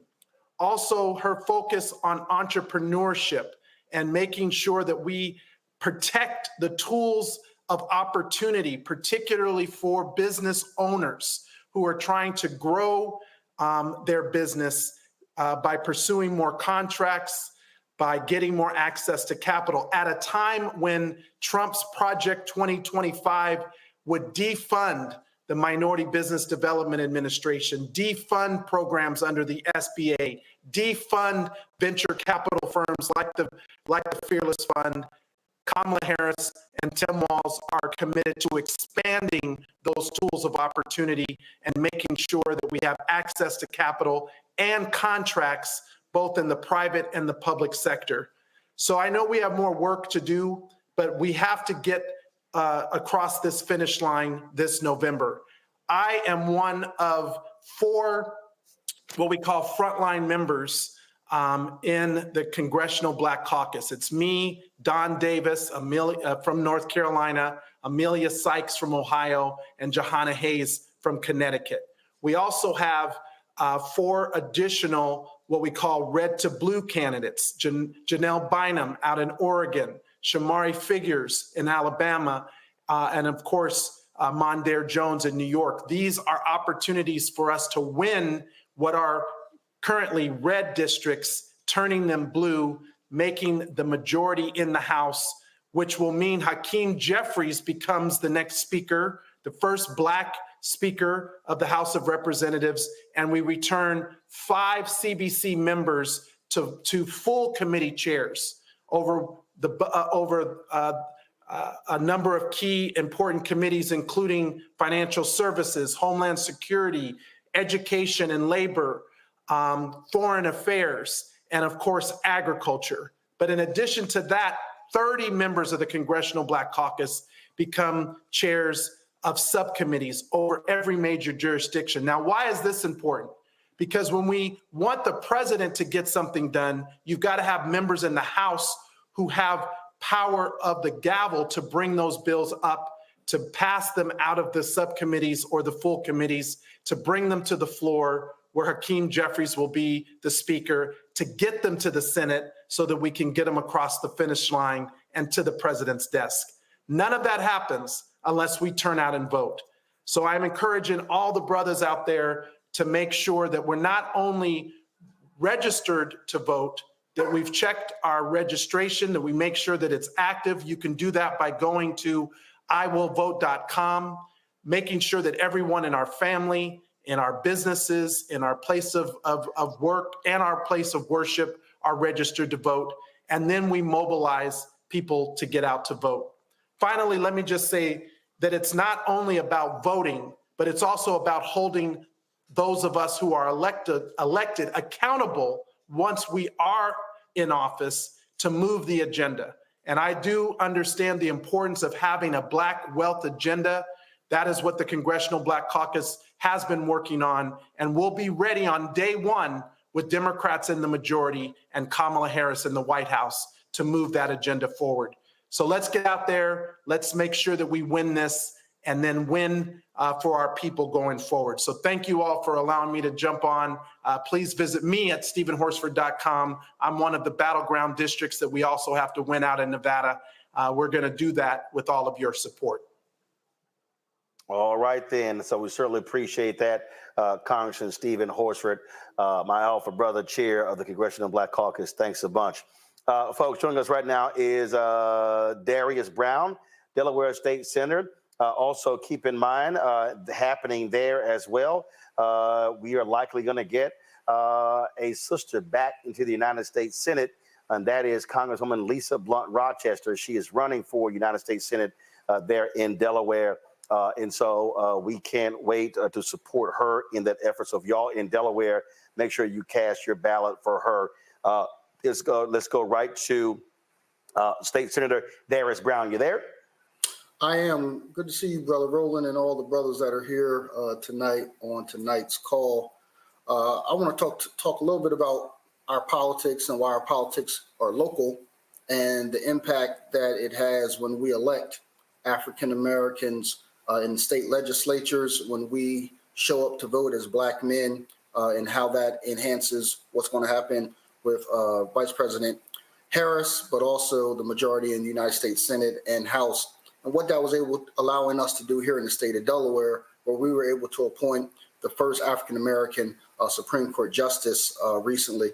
We were also able to add more African Americans to the Delaware judiciary. We're able to adopt adult expungement, which was not legislation here in the state, and working with our Congresswoman Lisa Blunt Rochester, replicating her clean slate bill for automatic expungement in Congress here in the state of Delaware, where over 200,000 Delawareans now have had their records automatically expunged. We've been able to invest and build the first new public school in the city of Wilmington, an $86 million investment because of federal funds and how they've been able to be brought to the state of Delaware, and we're driving to improve public education.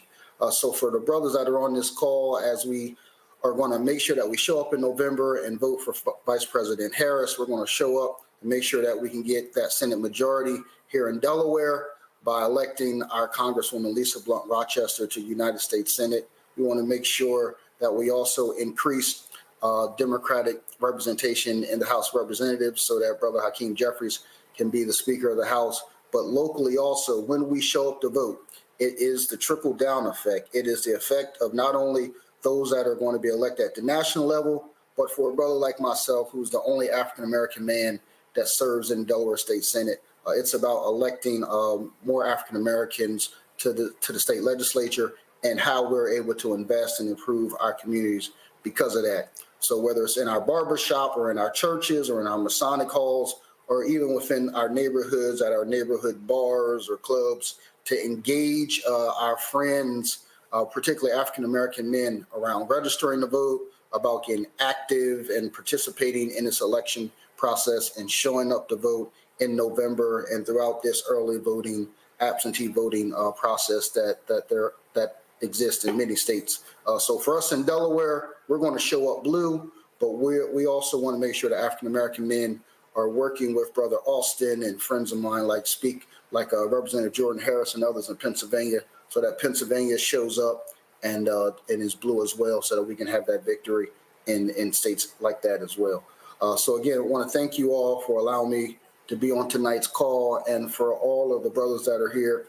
Just want to reemphasize that to this election, we're going to make sure that we elect Kamala Harris as the next president of the United States, but also we're going to ensure that we have representation at the local and congressional level as well, which is so important to us. All right, then. State Senator Harris Brown, we surely appreciate it. Thanks a lot. Folks, let's go to Arizona. Former Arizona State Representative Jevin Hodge, he joins us right now. That, again, is another one of those battleground states on the presidential side, but also on the U.S. Senate side as well. Jevin, go right ahead. Roland, thank you so much for having me here today, and it is a great honor to be here with you. I want to start by saying I'm giving you my love and my condolences. We're with you, brother. We're uplifting you, and we're wrapping you in love and prayer. Just know that we got your back, as you have always had our back. My name is Jevin Hodge, former state representative from the great state 48, Arizona, where I have served as the former vice chairman of the Arizona Democratic Party. And in 2022, my congressional seat in Scottsdale, Arizona was the 6th closest seat in the country. Like my brother, Mandela Barnes, my seat was decided 8 days after the election, and it was decided by 3,197 votes, which is less than 1%. So when you believe that your vote doesn't matter, when you think that your vote doesn't matter, I, Mandela Barnes, we are living proof that every vote matters. And here, let me break it down for you here in Arizona. Just recently, you might have seen on TV, Vice President Kamala Harris and Governor Tim Walz hosted the largest political rally in Arizona history, clocking in over 15,000 people. They tried to say it was fake news. No, I was there. The energy was popping. It was live. And let me just express that importance. In 2020, President Biden won Arizona by a margin of 0.03%. And let me just tell you this, that was 10,457 votes. 10,457 votes decided the presidential election in 2020. And I can tell you this, it's going to come down to a margin like that again here in 2022. We got Ruben Gallego running for the United States Senate. He is going to mop the floor with Kari Lake. And we need your help. We need your support. We need you to engage in Arizona. To give you an idea what the landscape looks like here in the state legislature, it is a 1-seat divide in the House and the Senate, 29-31 split in the House, 14-16 split in the Senate. We can flip both chambers. We can give Governor Katie Hobbs the governing majority so we can fight back for some pro-Arizona, pro-people solutions here. And with that, Black people in Arizona make up about 5% of the population. So when you look at that, about 4.1 million registered voters in Arizona, Black people make up about 20 to 25%. We alone will decide this election in 2024. And so we got to get out there. If you're in a blue state,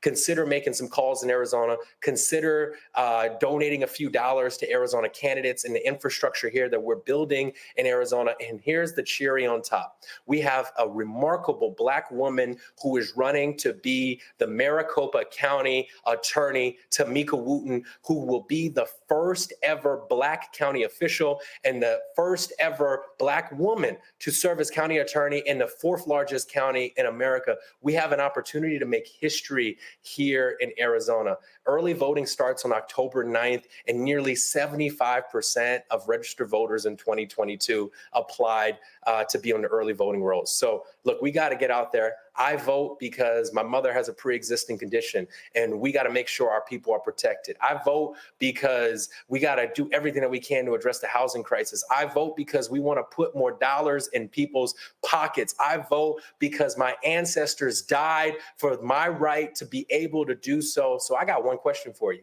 Are you with me?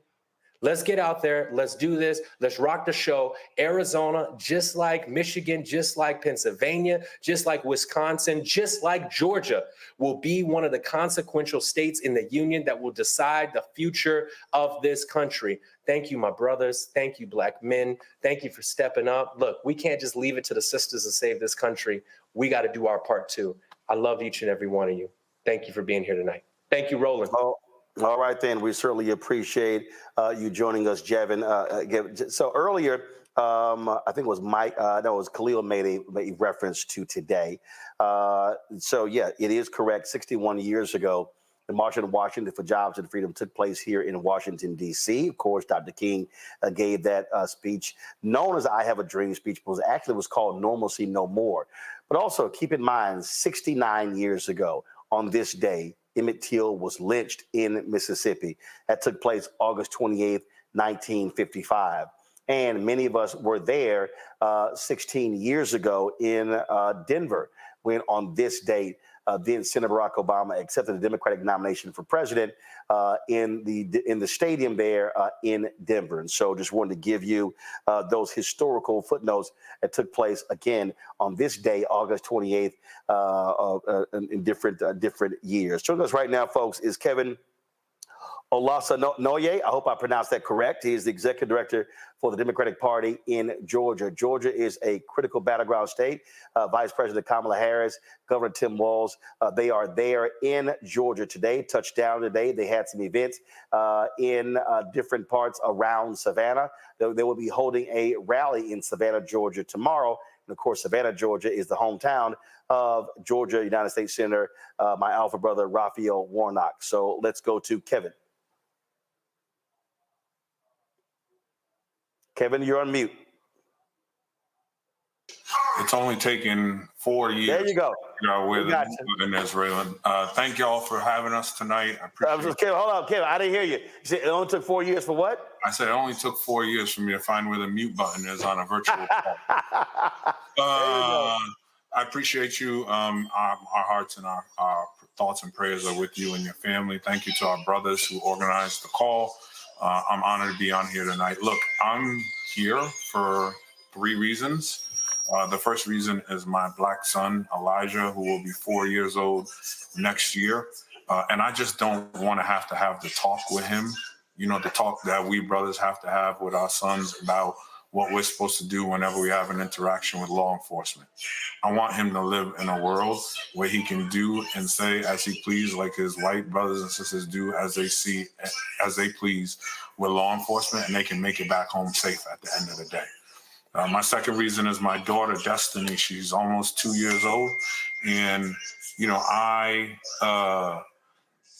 I want her to live in a world where she doesn't make 75 cents on the dollar as her black brother or her white brothers and sisters. And I want her to live in a world where she has the ability to make choices about what happens with her body whenever she wants to. Because I just believe that there's not enough room for a doctor in the same, hospital room as her and all the people that she wants to make those decisions.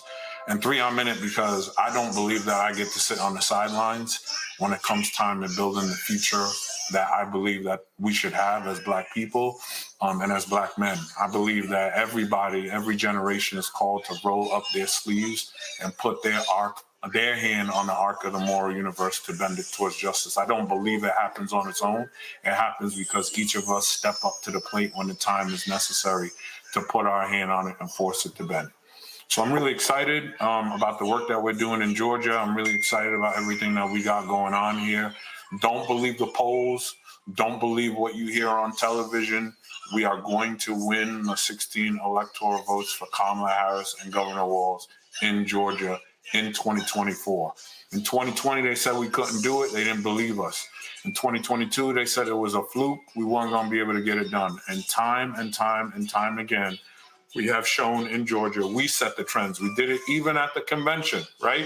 We broke the roll call. We broke the internet. It's broken forever. It'll never be the same again. That's Georgia. That's how we do it. That's how we believe we're going to have to do it. We think big, we dream big, but we also put in the work. There are 175 people on the ground here doing work in Georgia. There are 25 offices happening open all over the state of Georgia. We are doing the work to do 2 things. First, we're going to organize ourselves into a victory. And second, we're going to protect that victory at the courthouse steps, right? So that means... Hey, Kevin, can you do me a favor? Can you explain to folks, because what the VP and Governor Walz are doing. I was there on the ground for Warnock in 2020, 2022, where, again, a lot of folks want to focus on Atlanta. But the reality is the reason they won, remember, Purdue came within 0.3% of actually beating Ossoff. And the reason Biden-Harris won is because Black folks were mobilized in non-Atlanta areas. And that is, the focus was on Jonesboro, Statesboro, Albany, Athens, Savannah. And so what I need people to understand is we don't need everybody and their mama organizing in Atlanta. That's needed. We need maximum turnout in the Atlanta metro area. We've got to be hitting the rural parts of Georgia where there are lots of Black people to make sure that we are running up big numbers there too. Yeah, Roland, I think the plan here in Georgia is 3 approaches, right? You're absolutely right. 70% of the state's population lives in the metro Atlanta area. So we got to win there. We got to run up our numbers there, which means our Black sisters have to show up. But yes, our Black brothers have to show up too. And at the Democratic Party of Georgia, I learned this from my brother, Quentin James. We don't call them low propensity voters. I don't believe in that. We call them low investment voters.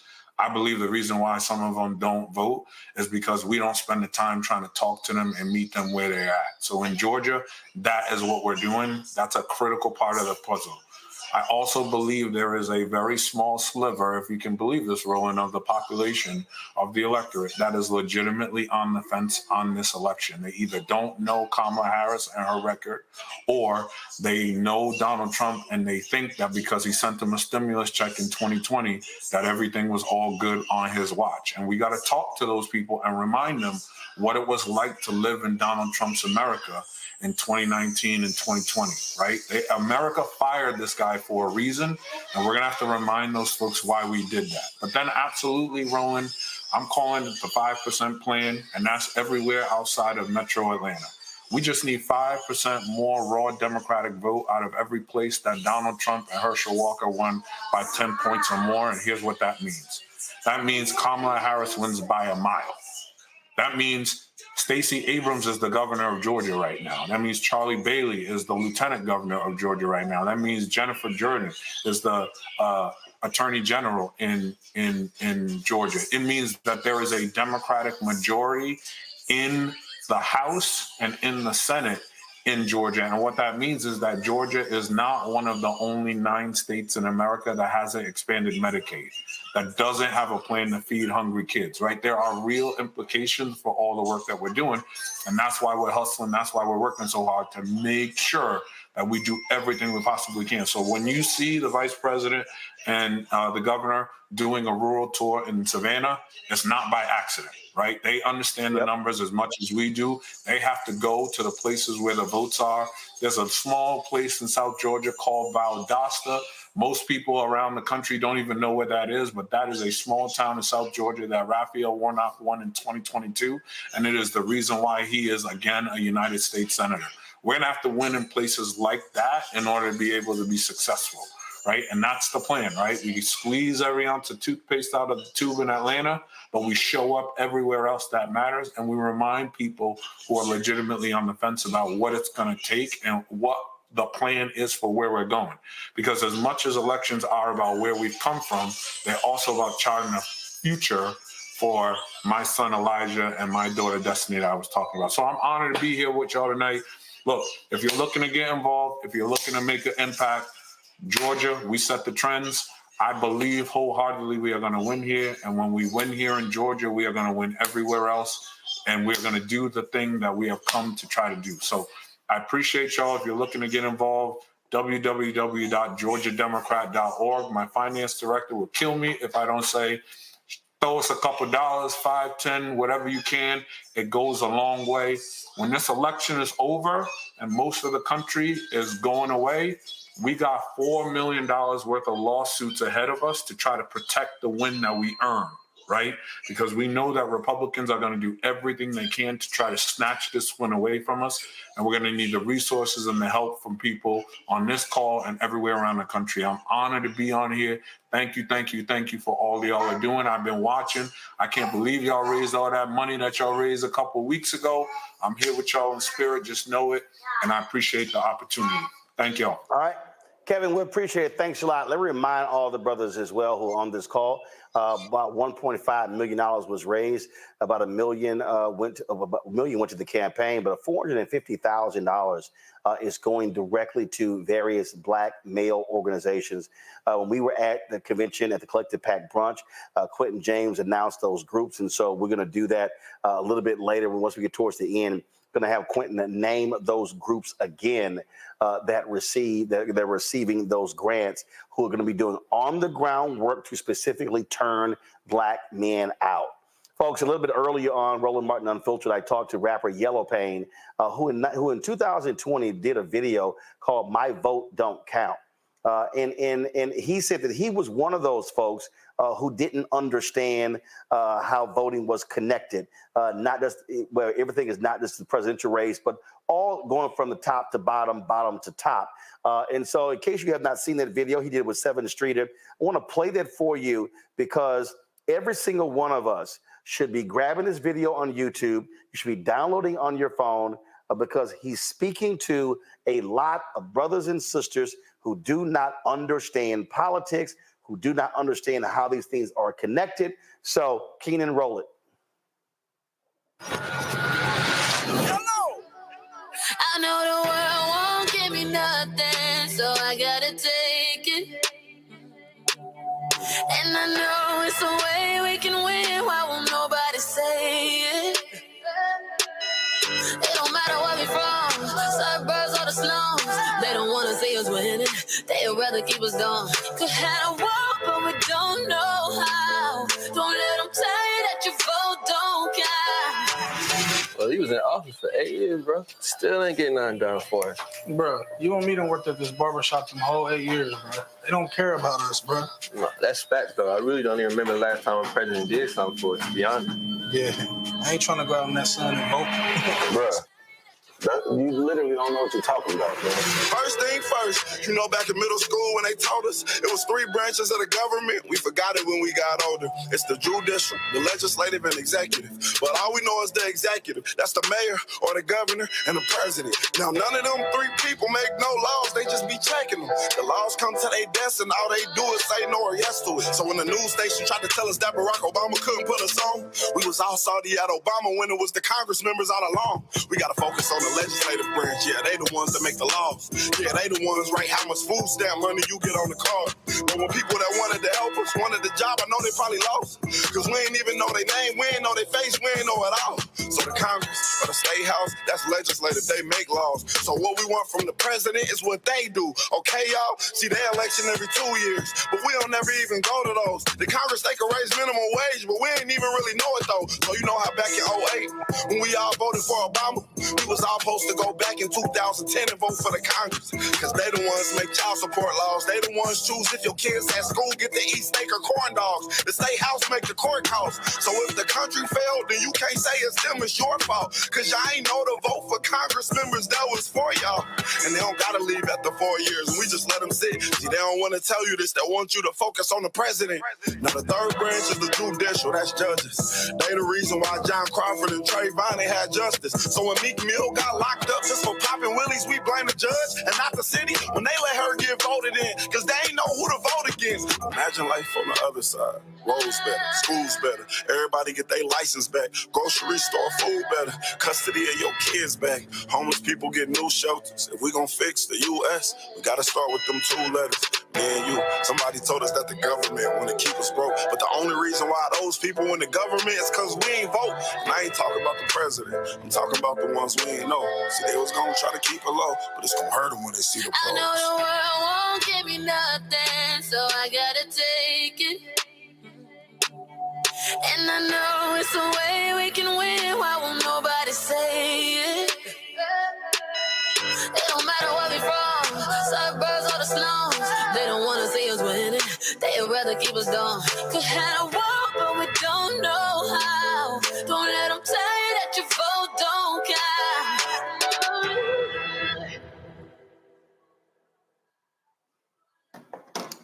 Again, folks, that's important because we need to be messaging to as many people as possible how these dots are connected, because come November, there are numerous races on the ballot: presidential, U.S. Senate, U.S. House, gubernatorial, state rep, state senators, county commissioners, district attorneys, state school board of education, local school boards, city council, DAs, district judges. I mean, you name it. And so all of those things are important. Folks, let's go to Meredith Horton. She's the National Director of Voter Protection for the Harris-Walz campaign. How did a woman sneak on this call? Hey, Meredith, how you? Don't tell. Well, thank you for the invite, Roland, Michael, Khalil. I am, in fact, honored to be on this call for a number of reasons. One, I am the woman who snuck onto the call. And 2, of course, it is always wonderful to be in the company of engaged, energized Black men. I do this work and come to this call in the name of my late father, all the way through to my brand new nephew, Theo, who was born in Atlanta on June 27th this year. So really, really honored to be here. My name is Meredith Horton. I am the National Director for Voter Protection and Access for the Harris-Walz campaign. It feels good to say it. Here in headquarters, we can all feel the energy of this moment, of supporters like you all, of volunteers, hopefully like you all as well, who are really powering this campaign. Last week during convention, it was the biggest organizing week of the campaign. We had volunteers sign up for nearly 200,000 new shifts. That is awesome and powerful. And we really must keep that momentum going because voting season is here. In North Carolina, the state will start mailing ballots to voters on September 6th, literally right after Labor Day, right around the corner. In Pennsylvania, in some counties, voters can begin voting as soon as September 16th. So that's why I'm so excited to talk to you all today, to talk about voter protection, a little bit about what it is, what we're building this cycle to make sure that voters are are able to cast that ballot, have that ballot count, and make sure that this election is certified. I will also, of course, have an ask for you all, which is to sign up and join us in the effort to protect the vote as well. So a little bit about me, again, the woman who snuck onto the call. I have been working and involved in voter protection and voting rights work as a lawyer for over a decade, both in the Democratic campaign ecosystem where I started in Georgia. So shout out to Kevin, who continues to hold down that state. And I've also done this work on the nonpartisan side. I'm also really proud to have spent quite a bit of time doing this work in the South, where we know our voters are and where our voters of color are represented more heavily and often are facing really significant burdens and barriers historically and still sometimes in present day. So for me, doing this work means this is how I engage in the project of democracy. So in order for all of us to really see that thriving, inclusive, multiracial democracy that we deserve and that we continue to demand, it does require, as I know others on the call have said, all of us to figure out how we can plug in. For some of us, that looks like campaign work. It looks like running for office. It looks like dedicating your work to your energy to doing this work for nonprofit organizations. And it also is just as important to plug in to democracy by going and casting that ballot, making sure your neighbors and family members have checked their registration and know how to register. All of that counts. All of that is really important. And we're excited to find places for all of you to plug in to the campaign. So just to talk a little bit about our candidate and our ticket, which we are very excited about. So we know that Vice President Kamala Harris and Governor Tim Walz are fighting for the people, for our freedoms, for our future. We've also seen that Donald Trump is only fighting for himself. So this is why it's so important and exciting to support this ticket. We are committed to strengthening our democracy and protecting our freedoms. Vice President Harris told us last week at convention that when we elect her and Governor Walz, we will finally have the opportunity to pass the John Lewis Voting Rights Act and the Freedom to Vote Act, kind of critical pieces of legislation to continue to safeguard our right to vote.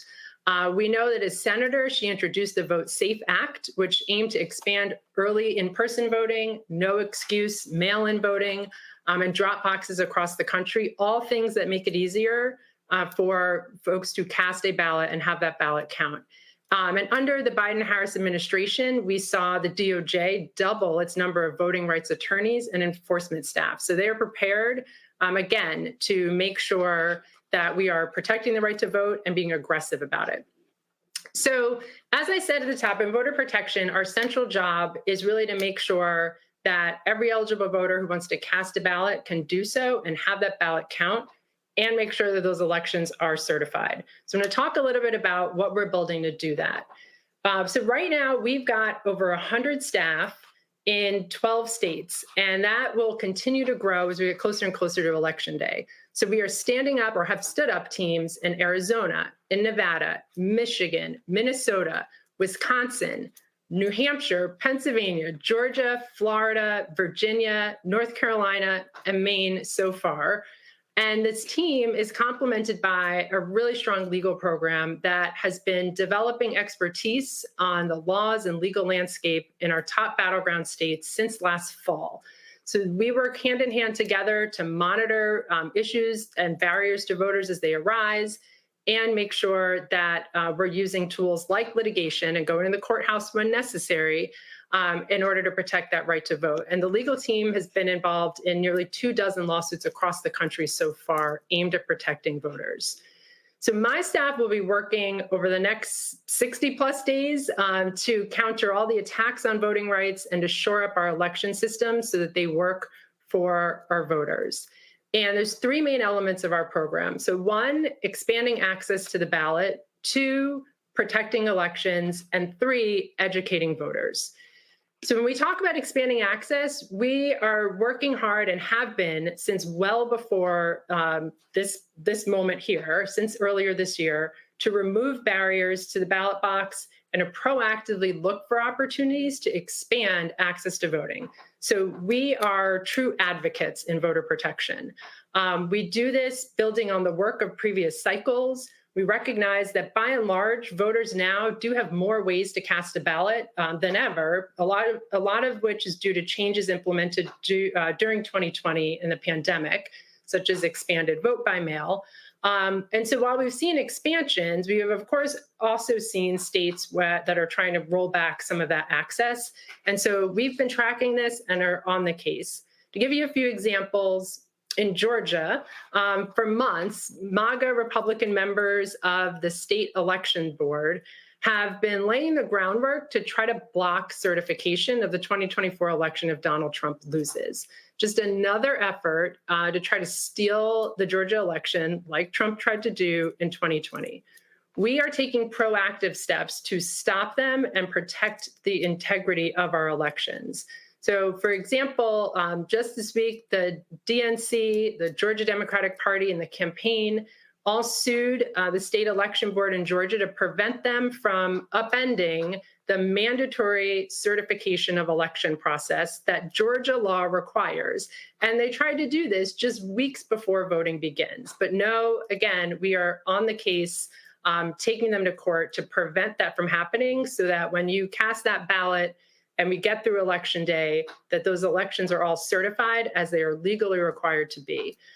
In North Carolina, we know that early voting is really popular, particularly among communities of color. We have been advocating for early voting sites for months, to making sure that there are locations that are accessible to all voters. We continue to follow up that those locations, to make sure those locations are not eliminated as we get closer in time to voting. In Nevada, we are working with voters whose mail ballots have been rejected in the past for mismatched signatures. So sometimes when the signature on your ballot doesn't match the signature on file with the elections office, your ballot ends up rejected. We've been working directly with voters to update their signatures so their ballots are less likely to be rejected this fall. And in Michigan, another example, we are advocating for more satellite clerk's offices with the hope that additional locations can help eliminate long lines that college students and others tend to face historically in that state. And those are concerns that we are addressing similarly in other states as well where they're arising. So that expanding access piece, again, has been going on since early this year, and we'll continue that work and that advocacy work right up until the end of the election. So the second main element is protecting elections. This is work we've been doing for decades. So we will be on the ground to protect voters as they cast their ballot. This is the real part of the program where we mobilize thousands and thousands of volunteers across the country. And I'm hoping many of you sign up to join our programs in our battleground states. This is a poll monitoring program in part and a hotline program. Our poll monitoring program puts individuals just like you all out in polling places across the country. So we make sure that you are trained, that you are supported by resources both in hand and back in boiler rooms and campaign offices. But those poll monitors really become our eyes and ears on the ground to ensure that voting is safe and fair. These volunteers are absolutely critical to our campaign. They are able to tell us, for example, if there's a 3-hour line in Fulton County polling location on a Sunday, is it because there's a long line of excited Harris-Walz voters who came out as part of a huge Souls to the Poll effort? And so folks are hyped, they're excited to vote for Democrats up and down the ballot. Or is that really long line there because 4 out of 7 voting machines inside the polling place have malfunctioned and the county's tech team is taking too long to respond? Either way, we're on the case, but as a poll monitor, you're really our source of information that's close to the ground to let us know what's happening with the conduct of elections in real time. So it's a really powerful network of volunteers that provides information to the campaign to make sure we can fix problems as they're happening if we didn't get to it before it happened. Lastly, we will also really focus on educating voters. Voter education, so critical this cycle. as we continue to see mis and disinformation, as we kind of consider the impact of AI on voting information, it is really, really important that voters know they have accurate, credible information on where to vote, when to vote, and how to vote.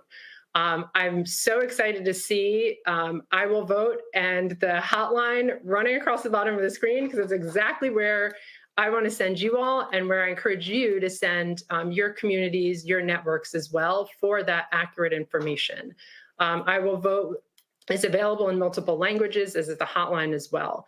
So we will make sure through voter protection, also working with our digital teams, our comms teams, to really push out resources so folks know where to go for that credible information. So those are really the three sort of pillars of our program. Again, also supported by post-election work as well. We'll make sure that our poll monitors are monitoring not only just the voting period, but the counting of ballots as well. And we, along with our legal team, are really preparing for all the way through the certification process.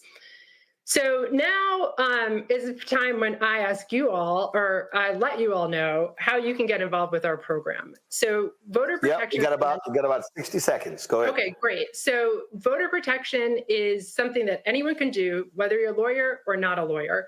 I'm going to drop links in the chat to show you how to get involved and how you can sign up.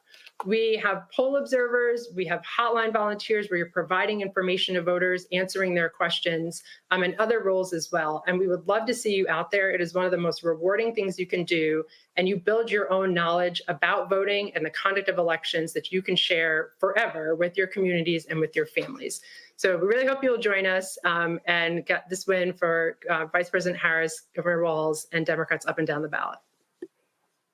All right, then, Meredith, we surely appreciate it. Thank you so very much. Again, look, the campaign is doing this. Lawyers Committee for Civil Rights Under Law, they're doing the exact same thing. There are other outside groups as well. So there's a whole lot going on to protect folks' right to vote. I know the National Bar Association is also mobilizing and organizing as well. And so all of that is relevant and critically important. We appreciate it. Thanks a lot. Folks, we're only going to have about 4 more minutes here. So what I want to do is I want to go pull up Quentin James and Mike Blake to give us some final thoughts. Also, keep in mind, everybody on this call, we're going to be doing these calls between now and the election. We're going to be bringing on other guests, giving you relevant information, sharing information with you, such as voter registration deadlines by state. Because it's not just because there are 2 deadlines. You've got general registration deadline. You got absentee ballot deadlines, and so we're going to be having those for you. We're also going to be sharing with you when early voting starts and when it ends, because we do not want folks to wait for Election Day. If your state has early voting, we want you to be able to get out there and vote early. So let's go to Mike Blake and Quentin James.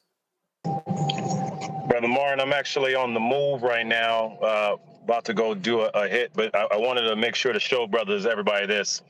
Let's not forget what today is. The anniversary of March on Washington for Jobs and Freedom. As a reminder, they had 10 demands to lay out for our people, policy demands. And shout out to those forefathers and our ancestors and those that are still with us who did the work. You know, Reverend Dr. Gerald Durley, who says, if I can, you can. And so I hold this up as a reminder of the work we have to do, not just tonight, but every night. As we celebrate the anniversary of the March on Washington, brothers, we are doing something special. Remember, we had 54,000 on our first call. Now we got work to do. So please check your registration status. Please go and volunteer in your offices. Make phone calls, knock on doors, donate, mobilize in all the ways that you can right now. IWillVote.com will show you how you can get connected. But remember, as you heard throughout this call, voting does not start at the end in November. A lot of voting begins in about 3 weeks.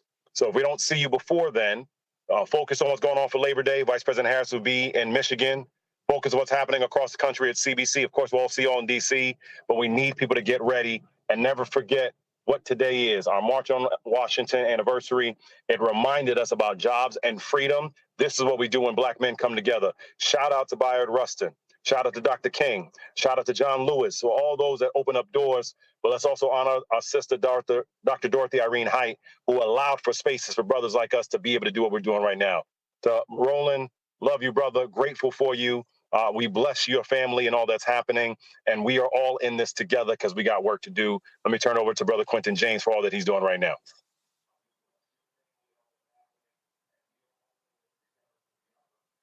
Mike Blake, thanks a lot. Be safe. Quentin. Quentin James with Collective Pack.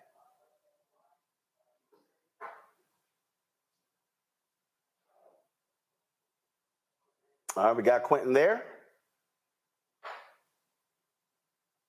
Let's pull Quentin on in. He'll be our final, he'll give us some final marching orders before we close this out. Quentin? He's not here. All right, so Quentin is not there. So I'm going to go ahead and close this out. First of all, let me shout out to my man Desmond Meade, Florida Rights Restoration Coalition. I'm rocking their shirt, Let My People Vote. They, of course, were successful in getting the state amendment passed, allowing 1.4 million formerly incarcerated folks there to be able to get their right to vote back. Folks, those battles continue in Nebraska. They actually had a bill that was passed that was restoring the voting rights of some 7,000 folks. But the Nebraska Attorney General and the Secretary of State just declared on their own law to be unconstitutional. They're now in court. And so I had, of course, a segment on my show yesterday about that. So please check that out. So you need to understand these battles are happening all across the country as Republicans are trying to shave as many votes as possible. They want to restrict folks because they are on record as saying if more people vote, they lose. Literally, Texas Attorney General Ken Paxton used a false report from Maria Bartiromo on Fox News to raid the home of an 87-year-old Latina in Texas. LULAC is calling for the Department of Justice to investigate. He did an interview with Steve Bannon where he literally said he stopped the absentee balloting that was taking place in Harris County. He said that if that had went forward, he said Trump would have lost Texas. So understand what is going on all across this country. And so that's where voter protection is so critically important.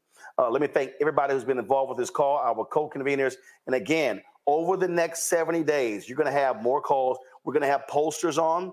We're going to have people talking exactly what's going on, fundraising, polling, all that information so you can be fully equipped when it comes to this election. Don't forget to be sure to register with winwithblackmen.org. Please do that so we can have your data so we can let you know via text message, via email, what is going on. You also have right there, how do you give? Remember, when you're giving, you get to choose whether you want the money to go to the campaign or you want the money to be used for grassroots groups, because we have to be activating on the ground.